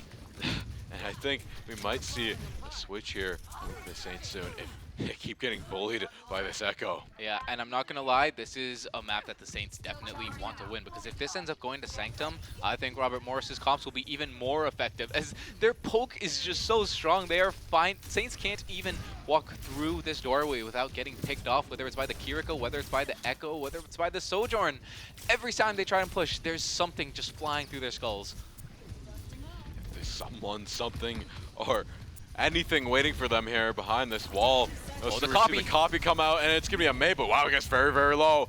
And he's still keeping up by the survivability that May has, but he's going to get focused out of the copy, but out of the fight as he flies away, getting out scot-free. PogChamp going to take out the tank, though, and they're just trying to get as many picks as they can on RMU, but Willow just disrupting their own push, and Emery going in there, taking them all down systematically with Willow, and G-Skills keeping himself up, but not for long as Jaden secures 2 kills on the support line. Yeah, and the copy didn't find much value, but you know, it made space and it bought resources, which is all they needed. Grubby went for the Rampage, but the Suzu was available for RMU, so they just cleansed it immediately. Didn't find much value. Now, you know, St. Clair, they keep trying to push through this main angle. I'd love to see them try going maybe from the other side, see if they can minimize this poke a little bit. They're just going to try and run it straight down mid again. It is going to be the Gridvic Flux coming through from RMU, but Causal Camp is right there to respond with that beat. They're going to be rushing down the Sigma. He gets very low. It is being pocketed. We'll see if they can finish him off. It's going to be Theo with the mail as he locks them all up. PogChamp is right there with the overclock to help him out as well. Willow goes into the back line, but not this time, says the Holy Juan as he takes him out. And yeah, point flip finally coming through for the Saints, but RMU at 99%. 99% is very scary. They've seen a retake it once, and that's going to be it because the point is just so far from the spawn. And Holy One pushing up very, very far and barely getting out there. Very risky play, but overall, they're just trying to keep them at bay right now. Yeah, Willow again is going to have a copy going into this fight. So G-Scales, he's going to need to use his window very smartly if he wants to try and deny that value, which has been so massive every other time we've seen Willow get it. Oh, and the Holy Juan with an early pick on a Jad. That's exactly what they need. Willow is going to copy, and the res does come through. So this is still a 5v5. But G-Scales uses that window, and Grubby is right there to follow up off of Ace. He pushes onto Skelly and takes him out with a quick knife. PogChamp getting one of his own as well, and now the Saints are just going to repel Robert Morris here all the way back to the spawn, hopefully. And it looks like they are successful in doing so. Now they're reaching the 50-point mark. They're halfway there to where they need to be, and they need to play this smart. No ults on the board for either side here. This is going to be a neutral fight for the next little bit. Comes out on top of this would be in a great spot. Willow just farming some little bit of ult charge, a little bit of damage. Again, the off angle. We'll see if someone from Saints wants to try and push him down. He's actually just going to try and fly up, regroup with the team a little bit. Grubby going to take the initiative, uses the shout, see if they can rush down the Sigma. But, you know, both heals are right there. He's more than happy. Oh, and then there it is. The damage boosted bombs are going to take out the Holy Juan. The lamp a little bit too late. Saints now down a member as another one goes down. G-Scales missing. That's a big source of healing gone. And yeah, Robert Morris able to push in and find the picks right off the back of that. 99% here. Saints seeing if they can maybe stall a bit, but looks like there's no one who can touch. We're going to our third point. We are going to the third point. St. Clair, 3 points on the board, and RMU wanting their third point here. And you know what? I'm not going to lie. This is dangerous for the Saints, because if there's any point on Nepal where Sigma shines, it's not Shrine, it's Sanctum. This is a better Sigma point than the one we just played, and Robert Morrison looked very comfortable there, so this should be their playground, all things considered. Yeah, it's gonna be a tough point for them. Especially, it's just gonna be so close range. And this is interesting. Yeah, I was gonna say the pick of Roadhog, the new Roadhog rule. Is he that strong? For anyone who doesn't quite follow Overwatch religiously, Roadhog has been reworked. He no longer has quite the same one-shot potential. He's more of a general bruiser tank now. Still has that hook to kind of take people out of position, but he also has a new ability called the Pig Pen, which functions as a slow, an area of effect slow to kind of keep people from moving. RMU though, they're not going to take the Sigma battle. They're going to be playing the Orisa and see if they can maybe play to kind of just rush in maybe, but you know, despite that, there's still a lot of long-range damage coming in from Jadden, and Willow just sitting there on that high ground. Grubby's gonna go in, a nice hook. Oh, not quite gonna find it. He tries to do the 180 tech, but it's actually gonna pull the reset into the wall, which means nothing's gonna come off the back of that. Now the Saints are locked into this room here, and they're getting taken lower and lower, but the hook this time is successful as the Orisa gets taken out. If Saints can play themselves safe for a little bit longer, they could be able to re-push here and find the picks they need. It's just the Cassidy alone on the point. Willow seeing if he can take this duel. PogChamp back on the Ashe is going to take the Kira, goes so low. Is able to find one. Can he find the second? He's going to be looking for it, but he did enough as the rest of Saints are able to follow up and they cap the point. Yeah, very hard fought by Grubby there. Got very low a few times. And props to the supports for keeping him up and alive. Taking the tank down was their win condition. They got it. Weirdly enough, we're not seeing Oh, a any signal, nice. but we got a big hook there and a headshot as well. Very, very low from the Orisa, and now they're going to try and take out PogChamp. He's 24, and they get him out of the sky. Drayden, nice pick there, and there's the high new by Jaden, or Willow. Oh, a nice pulse bomb from Holy Juan.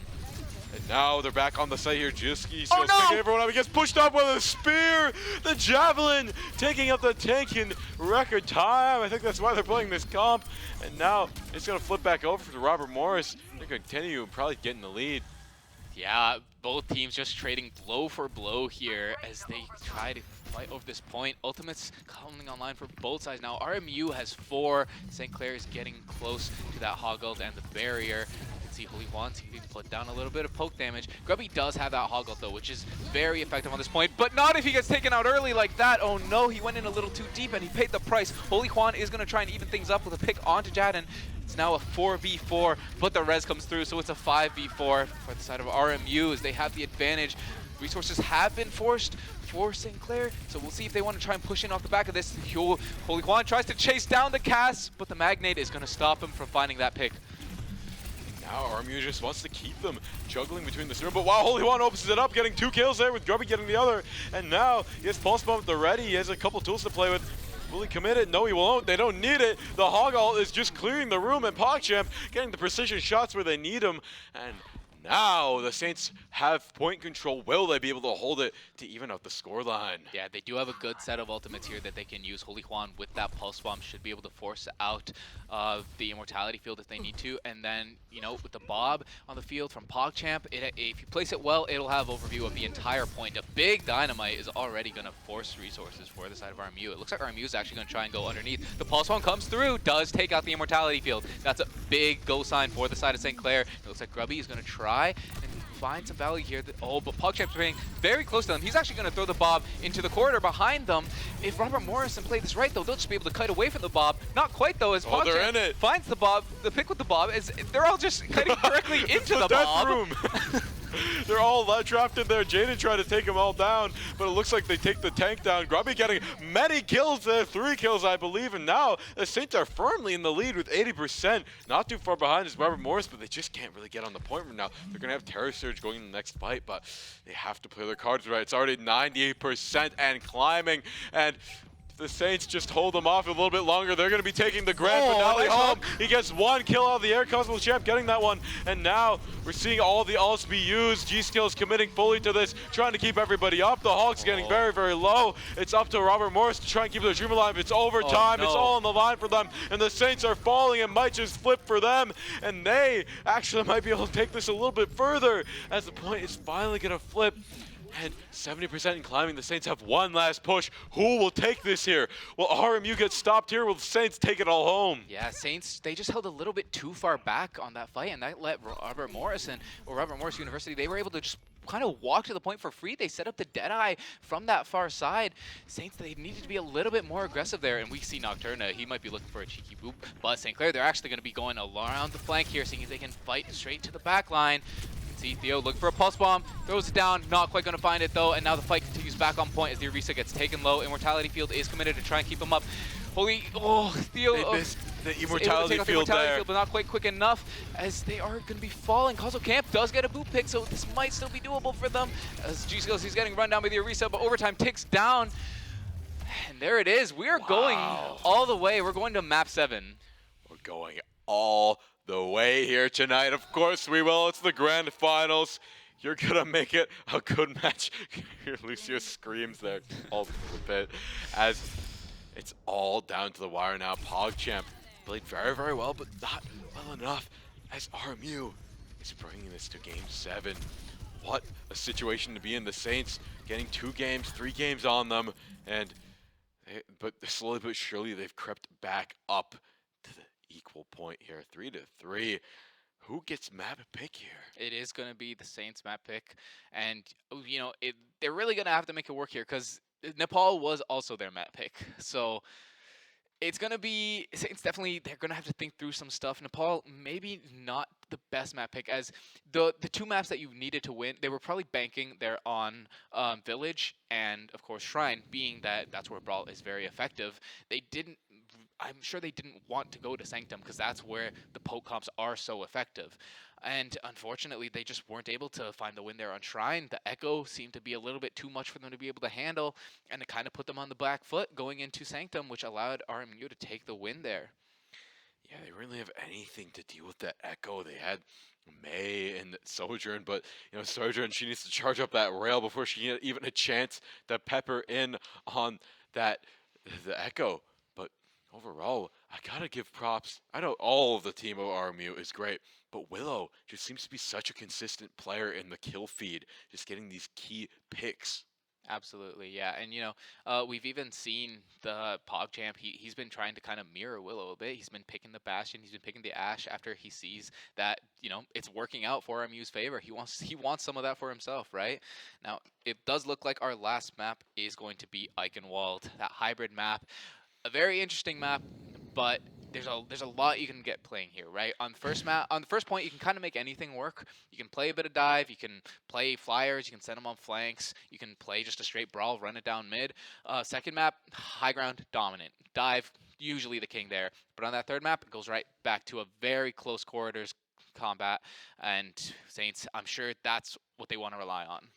Yeah, it could go anywhere with the team comps, but like you said, they just want something reliable. They want something they're used to, something that they know they've perfected. We've seen lots of swaps here and there, and now on a pretty standard map, we'll see it all go down. There's some trickery here on the bridge and a couple key choke points, but overall, I'm very interested to see how this goes. It's the NECC Grand Finals, the final map of today. It's all on the line.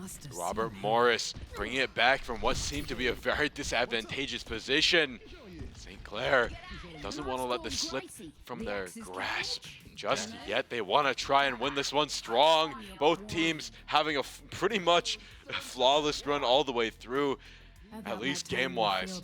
Yeah, and we actually see mirror comps here with one key difference. Grubby is going to be on the Junker Queen. RMU going to be playing the Reinhardt. So if RMU is able to close the distance, if they're able to keep themselves from getting poked, that Reinhardt's going to be able to do a lot of damage, especially if he can engage onto someone like the Baptiste, maybe find that Lucio getting caught out. It's going to be really important that these teams play their comps properly. Now they're going in fast. Lucio boost. That's going to be boosted out. Now they're just taking a lot of ground here, but a big wall isolates the Willow from the group, and that's going to be him down. Lamp comes out, though. Going to go down just as soon as it comes out. And they're just leading the charge right now, trying to get any picks as they can, trying to take down the tank. He's very low, and another wall comes out from the Holy One. Getting so many engagements for the team. 2 kills on the board. That's going to be the first push from Robert Morris. But disaster strikes at the last second as Jadden's able to take down G-Scales. You do not want to lose a Baptiste when playing these kind of comps, so Lucio will not be enough to sustain you throughout these fights. Now with the Baptiste down, you can see RMU, they know this is their opportunity. They push in, they've already started putting members on the point, and Saints, they have to scramble now. It's going to be hard with the May wall and the point just ticking up so quickly. They're going to go for one last-ditch effort, but they're going to fall one by one. Jin getting 1. Holy Juan going to go down 2, but he uses the ice wall and gets knocked 2 on his way out here. Scully going to get 1. PogChamp going in, going crazy. The DPSs are going to be the last line of defense as G-Sales goes in, gets 1. They're going to get another, and that is the point, just barely. A minute before midnight, they save the point. 92.9% for RMU. Definitely a little too close for comfort for the side of the Saints. But, at least you are able to hold on. RMU, though, they did get 2 ticks, so they don't have much longer to go. If they find one more early pick, then it could spell disaster for the side of St. Clair. The ult line, though, is so much in St. Clair's favor right now. It is, but you look how close Jadden and Willow are, and that could change very quickly. It's going to be the Holy Juan going for an early ultimate here, and it's not quite going to find anything as the Orisa still had the Fortify. They have locked him into this far corridor, and it looks like, yes, Causal Camp is able to find a boot pick onto Willow. The beat committed after that death is going to be not super effective. Now St. Clair, they still have ults online. It is going to be Jadden using the overclock, seeing if he can find some picks. Theo caught in no man's land. He is able to survive the headshot, but just barely. He's playing Ring Around the Rosie, but he gets caught out. PogChamp was able to trade in the meantime, though. The Baptiste gone for the side of RMU, and like we said, you cannot lose your Baptiste as PogChamp finds a 3 there. Holy moly here, PogChamp just going crazy. I cannot believe you rarely see this on Iconwald where they just hold the line on the last little tick. They are here to hold it for as long as they can. They might be able to do this here. PogChamp does have overclock, but all the ults are ready on Robert Morris's side. They have Blizzard, they have the window as well. They have so many area denial tools. It's gonna be crazy. Yeah, PogChamp, he's gonna want to look for picks here because at this point you need to use that overclock to really secure yourself some quick headshots. It's gonna be Willow using that mail. He's gonna be walking around the back, but PogChamp does exactly what he needs to. He takes out Murray and takes out the lamp. We'll see if he can find a little more. He's able to take out the Orisa as well, but Jaden and Willow are still alive. They have the Baptiste window supporting them. G-Scales is gonna try and do the same for his May, but is it gonna be enough? They're all trying to run down onto the Baptiste now. He gets taken so low. The Holy One's trying to help him, but it's not gonna be enough. Willow and Jaden are just such a force to be reckoned with. If one's not popping off, the other is. Yeah, they weren't able to do it, but hey, they burned a lot of time that they should not have gotten there. 3 minutes left on the clock. They have quite a ways to go till this first point. We'll see if the Saints can contest them a little bit longer. Yeah, but PogChamp is going to get caught out. But Saints, no, they're actually going to be able to try and save him. Willow goes so low, but not quite taken out either. Holy Juan and Willow now locked in the duel here. The male being committed. They want to try and put an end to this Orisa. The pocket is massive. Keeps them alive throughout all of that. But Jaden and Murray are able to come back. They find 2. Now Grubby is going to be leading the charge. Pushes in here, tries to find the pick with the knife. He's going to be waiting for his cooldown to come back up. Uses the shout, enables the May to get right up close. Tries to go for this axe swing. Not able to find it. In the meantime, Nocturna takes out the Holy Juan. So many resources being committed for the Saints, and they're just not able to find the value they wanted. Once again, RMU comes out top in this fight. And the Saints, while they put up a good fight, did not get much coverage there. And it's not looking great for anyone right now. On the Saints side, at least. They do have the window at the ready. RMU close to 4 ults, though. Yeah, they don't have much to contest against all 4 of those ults. Oh, the Orisa playing very aggressively. Saints might be able to punish this. They are going to try and void that, that Terror Surge, but it's going to end up with G-Skills going down. The damage is able to combine with the Terror Surge, and now RMU, they're just rolling through. They have not been opposed at all here on the second point. They cap with barely a whisper from the Saints. Yeah, the Saints just letting that one go uncontested as they get to the nether point. Once again, 3 minutes, the time they need to burn. It's looking very one-sided right now for RMU. As soon as they got the ball rolling here, they have not stopped on the momentum. It seems like this is just going all in their favor right now. Window going to be committed, and Shigella getting a pick at the last second right around the corner, leading the charge with the overclock. Saints unable to do anything. They're going to use an ult. Will it be enough? But the sound barrier is going to come out, and that's going to stall enough time for them to just keep pushing. But Willow gets 1 pick on the Holy Juan. The Saints are still up. Willow is in the backline right now. He is way in the backline, and he has not been touched. He's found 4 sitting behind the Saints backline. And 4 is enough to just get them all the way to the end there. And now, this one's either going to be a very long game or a very short game. The Saints now need to take it all the way, or else RMU has gotten pretty much a reverse sweep on the Saints. Very nearly. Nearly. There may be 1 game here or there, but nonetheless, they came back from the brink, and they're looking to win it with such a dominant showing in this first half. It's up to the Saints to show them right back that they have it in them too. Yeah, and again, Willow, this guy is just not being checked. The Saints, they need to realize at this point that he does the same thing pretty much every fight. He goes on the flanks, he goes on the weird angles. Someone needs to be aware of that. And if they are aware of that, they can just, he's put himself in Narnia. They can just close the cabinet door, make sure he doesn't get out, take him out, and then they put the fight in their favor. But right now, he is quite literally getting away with murder in the back line. They need like a point guard just for him so he just stops getting killed. Some guy to just stand in front of him the whole time and say, no, I'm going to take you on. You're going to have to fight me, not all the squishies in the back. But who will that be? Will be the question we have to answer today. It looks like they're running the Orisa. Holy Juan back on the May. PogChamp once again on the Sojourn.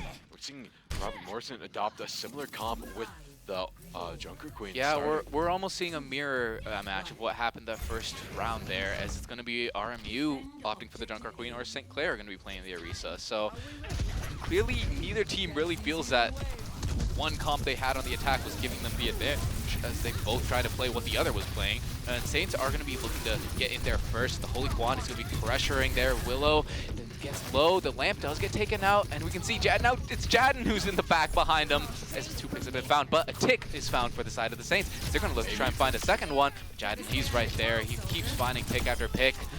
Such a stalwart defense from the DPS of RMU. Similar push from RMU that we had in the first game, but St. Clair did get some nice ticks there on the board. Only need 2 more. If they get 1 more good push, it's looking like it's going to go over to them. A big nice spear is going to push the Mei out of the way. Going to wall funnel down the other lane, but now a little bit of indecision there from Brody, but he's going in nonetheless. Willow's They're all so very low. low. Nice job from PogChamp getting in there to be able to follow up on that spear. Willow goes down, and PogChamp finds another. Holy Quan gets one of his own. Now the Baptiste window has been committed from RMU up there on that high ground, but it's not going to be enough, as Saints, they are able to take this first point, and much faster than RMU did. Exactly, taking it home in record time. They're gonna have 5 minutes instead of 3 minutes to play with here on this next payload. They just have to keep up the good momentum here. And RMU is actually going to swap over to the damage boosted Ashe here, as well as the Orisa. You can see Grubby, he's playing close though. He's up to something. He's thinking about something, trying to make something work, but Skelly here from above, and just laid down some Oh, he's going to try and spear someone off the high ground. It looks for it, but not quite able to find it. It looks like they just definitely dodged over him. It was a good plan, but Robert Morrison just a little bit too aware. But they are able to find the pick onto Willow. That is going to force the res, which could be very impactful. Now the Holy One is right there to help out. He uses the Blizzard. It is going to lead to Skelly dying. Seeing if they can find the supports now. The Baptiste low walled off, but Jadden's right there. He has the damage boost. He's doing so much damage. Grubby was able to take out Willow. This team, this fight being very even right now. Kozilkan finds one of his own, but both supports, they stay alive here. They are going to try and get out. We'll see if Saints want to chase this down. Look at the progress the Saints have made, though. They're already on the bridge in record time, uncontested. Sure, they got a few kills here and there. They have to commit some ults, but they still have some more ults left in the tank, and they're going to have to go back, regroup, not give any kills over to RMU. More importantly, they've swapped Willow over to... Oh, a really nice aggression. A spear right into the backline. Is going to take out Emery. He's not even going to have time to put the lamp down. Now they're going to try and rotate around, see if they can contest this high ground. It may well... Maybe not quite finding the value it needed to, as Jadden still has the overclock here. He's going to be looking to deal some damage. PogChamp is able to take out Willow, though. It's only Jadden, the Orisa, and the Mercy. 3v4 here for RMU. Now the Kiriko Wealth being committed for the side of Saints. They are going to be able to escape that Terra Surge. It's not going to find much value. Despite the fact that they had a bit of a slippery defense, they've been doing a great job here on the offense as they roll into the final point here with over 4 minutes on the clock, nearly 5. Nearly 5, and it's looking like if this goes to the next game, they're just going to win purely on time. We'll see if we'll get drawn out, but nonetheless, they are just cruising here on the attack. And it's like Juan going to be leading the charge here in this last room. But the Saints are out of ults. They've committed so many, and now it's time for Robert Morris maybe use that support ult to try and keep everybody up for a little bit longer. Yeah. And again, we have a swap. Jadden back on the Bastion. Very much a comfort pick from him. He's shown up great performances before. We'll see if he can do it again. The Holy Juan going to be trying to pressure out that PFTs at long range, and they're actually able to. G-Scales is going to be the one to take him out with a kunai to the head, but Nocturna is right there. You get the res onto Emery, and Nocturna actually take out PogChamp as well, so going a little bit of Battle Mercy there, and that's going to be enough to force St. Clair back. Yeah, St. Clair finally, her momentum has been stopped after just carrying it all the way from that first point. This could be a big stagger. Massive stagger, but they have gets some worse time left. As the Holy One goes off the map as well. They are able to really do a good job of whittling down that clock, but Saints, they are starting to come up on ult here. RMU, though, nothing to scoff at either, as they're almost up to another Terra Search. They have the Baptiste window, Blizzard, and the overclock as well. Holy Juan, he's made magic happen with his Blizzard before. He's going to be looking for the chance to do it again. They have to play their cards right. Do not fumble these ults, because this is a do or die situation. There is the Blizzard. Eaten. He's going way in there, but it doesn't quite hit its mark. I think it gets stuck on the payload, and he gets taken down. Like I said, Casters cursed it there, fumbled the ult, and now all the Saints go down. Willow with a huge showing in the kill feed there. It was actually, yeah, he threw it deep. He tried to catch them as they were backing up, but unfortunately, when you try to go for a long-range blizzard like that, it gives the opponent enough time to respond to it, which they did by just having their Orisa press E, which ate the blizzard, deleted it from the game, just like that, no value, bye-bye. And now, might be bye-bye for the Saints if they don't start speeding this up. They've already burned down time. They're getting close to where Morse was. But if the Terror Surge goes in, gonna see a big wall. They isolate the Bastion, getting one. Overclock also online. PogChamp looking for another, but they're getting kept up by the Valkyrie Surge. But it might not be enough as CosmoChamp gets one. The Mercy keeping everybody up right now. And support's going down and down and down. It's all down to the Mercy, pocketing the Orisa, and the Orisa just tearing through the backline right now. Bastion's back up, Jaden getting one. They might get more. They're gonna pop. The sound barrier keeps everybody alive. The res comes out from Nocturna, and it might not go the Saints' way. We're having a massive team fight here at the end. Yeah, unfortunately, just at the last minute, Saints aren't able to find the picks they need. The Valkyrie from Nocturna was able to honestly provide more of a distraction than anything. The Saints, they had the numbers they needed to, you know, just use pure focus fire to take down Skelly. But yeah, unfortunately, it looks like the call wasn't there. And so they were kind of split between trying to shoot at the Valkyrie Mercy and the Orisa. So neither target ends up going down. This lets them stall for long enough for the rest of RMU to come back. And now they've RMU has the bigger time bank as they go in here. PogChamp gets very low, but it is going to be the Blizzard coming in from the Holy Juan. It is going to lock up the Bastion, but is there any follow-up? He gets taken so low. Finally, the follow-up does come through. Grubby's able to take him out for the Holy Juan. He's too deep. He gets taken out. The Baptiste there in the back, staying alive. G-Skill's trying to see if he can find the pick, but the picks are coming through for RMU, not Saints. Yeah, it's all going for RMU. They're battling. They want to win it here and now. They don't want to go through this again. And now the Saints are just proving utter dominance. Grubby going in there, trying to make some room, getting pick after pick. And PogChamp getting the picks when they need them with the recall. Gonna reset the life. And there's the Terror Surge. This might be it. The Saints might need this to win it all here. And they need to keep the dream alive just a little bit longer. 1 minute left on the clock. Will they be able to do it? They need the time more than ever. They're making progress. They're taking them all down. And now they get a team wipe. They stop the Bastion and they bring it into overtime here. Yeah, we are going to be going to the overtime rounds. Crucially, though, they didn't go to overtime on that round, as that would have been disastrous for the Saints, as once you go into overtime, well, the enemy team has a time bank. The best you can do is a draw. So Saints are going to keep themselves alive here in this map. But for what seems like maybe the first time in the series, it's going to be the Saints on the back foot. They are the underdog here. Yeah, they are the underdog right now, as they are just going in with less time. 1 minute 30 less time right now. Only a little bit. They have to start the attack first, so they're gonna set the stage. They're gonna set the bar that Robert Morris has to beat. Yeah, the silver lining here for Saints is that when we did see them on their attack round, they took first point much faster than RMU did, and they were also able to defend RMU for a significantly longer period. You know, if not for those first two ticks they had gotten off the back of like that random pick, we might see a very different scenario here where RMU maybe even get full health, right? Because the Saints were doing a great job on their defense, so they need to dig deep, make that defense happen again, and they need to have they need to surpass the attack they had previously for sure. Exactly. It's all about surpassing your limits here on attack and defense. Master of both is going to be here, key here on Eichenwald. Willow is going to start us off here. We're going to start off from his point of view. Going to send out a grenade, try and stop the push. The Saints being a little bit more cautious, but they don't really have time. They already have 1 or 2 pushes in them here. They need to get some progress here. Grubby leading the charge. Speed boost coming out. To isolate one, but not able to find a pick. And now it's not going their way. Grubby very, very low. Going to have to pop the heals now. And now he's going to be backed off. Going to get Spear Act pushed back all the way. Very, very low, 35 health. Lil going to get a pick right off the board. And now only 30 seconds left on the clock. This could be it for the Saints. Willow with 3. Willow has found every pick so far on this defense round for the side of RMU, and the Saints, they might not be able to respond. There's only 18 seconds left, and RMU are going very deep. They're going straight to the spawn door. Jaden is able to take out the Holy One.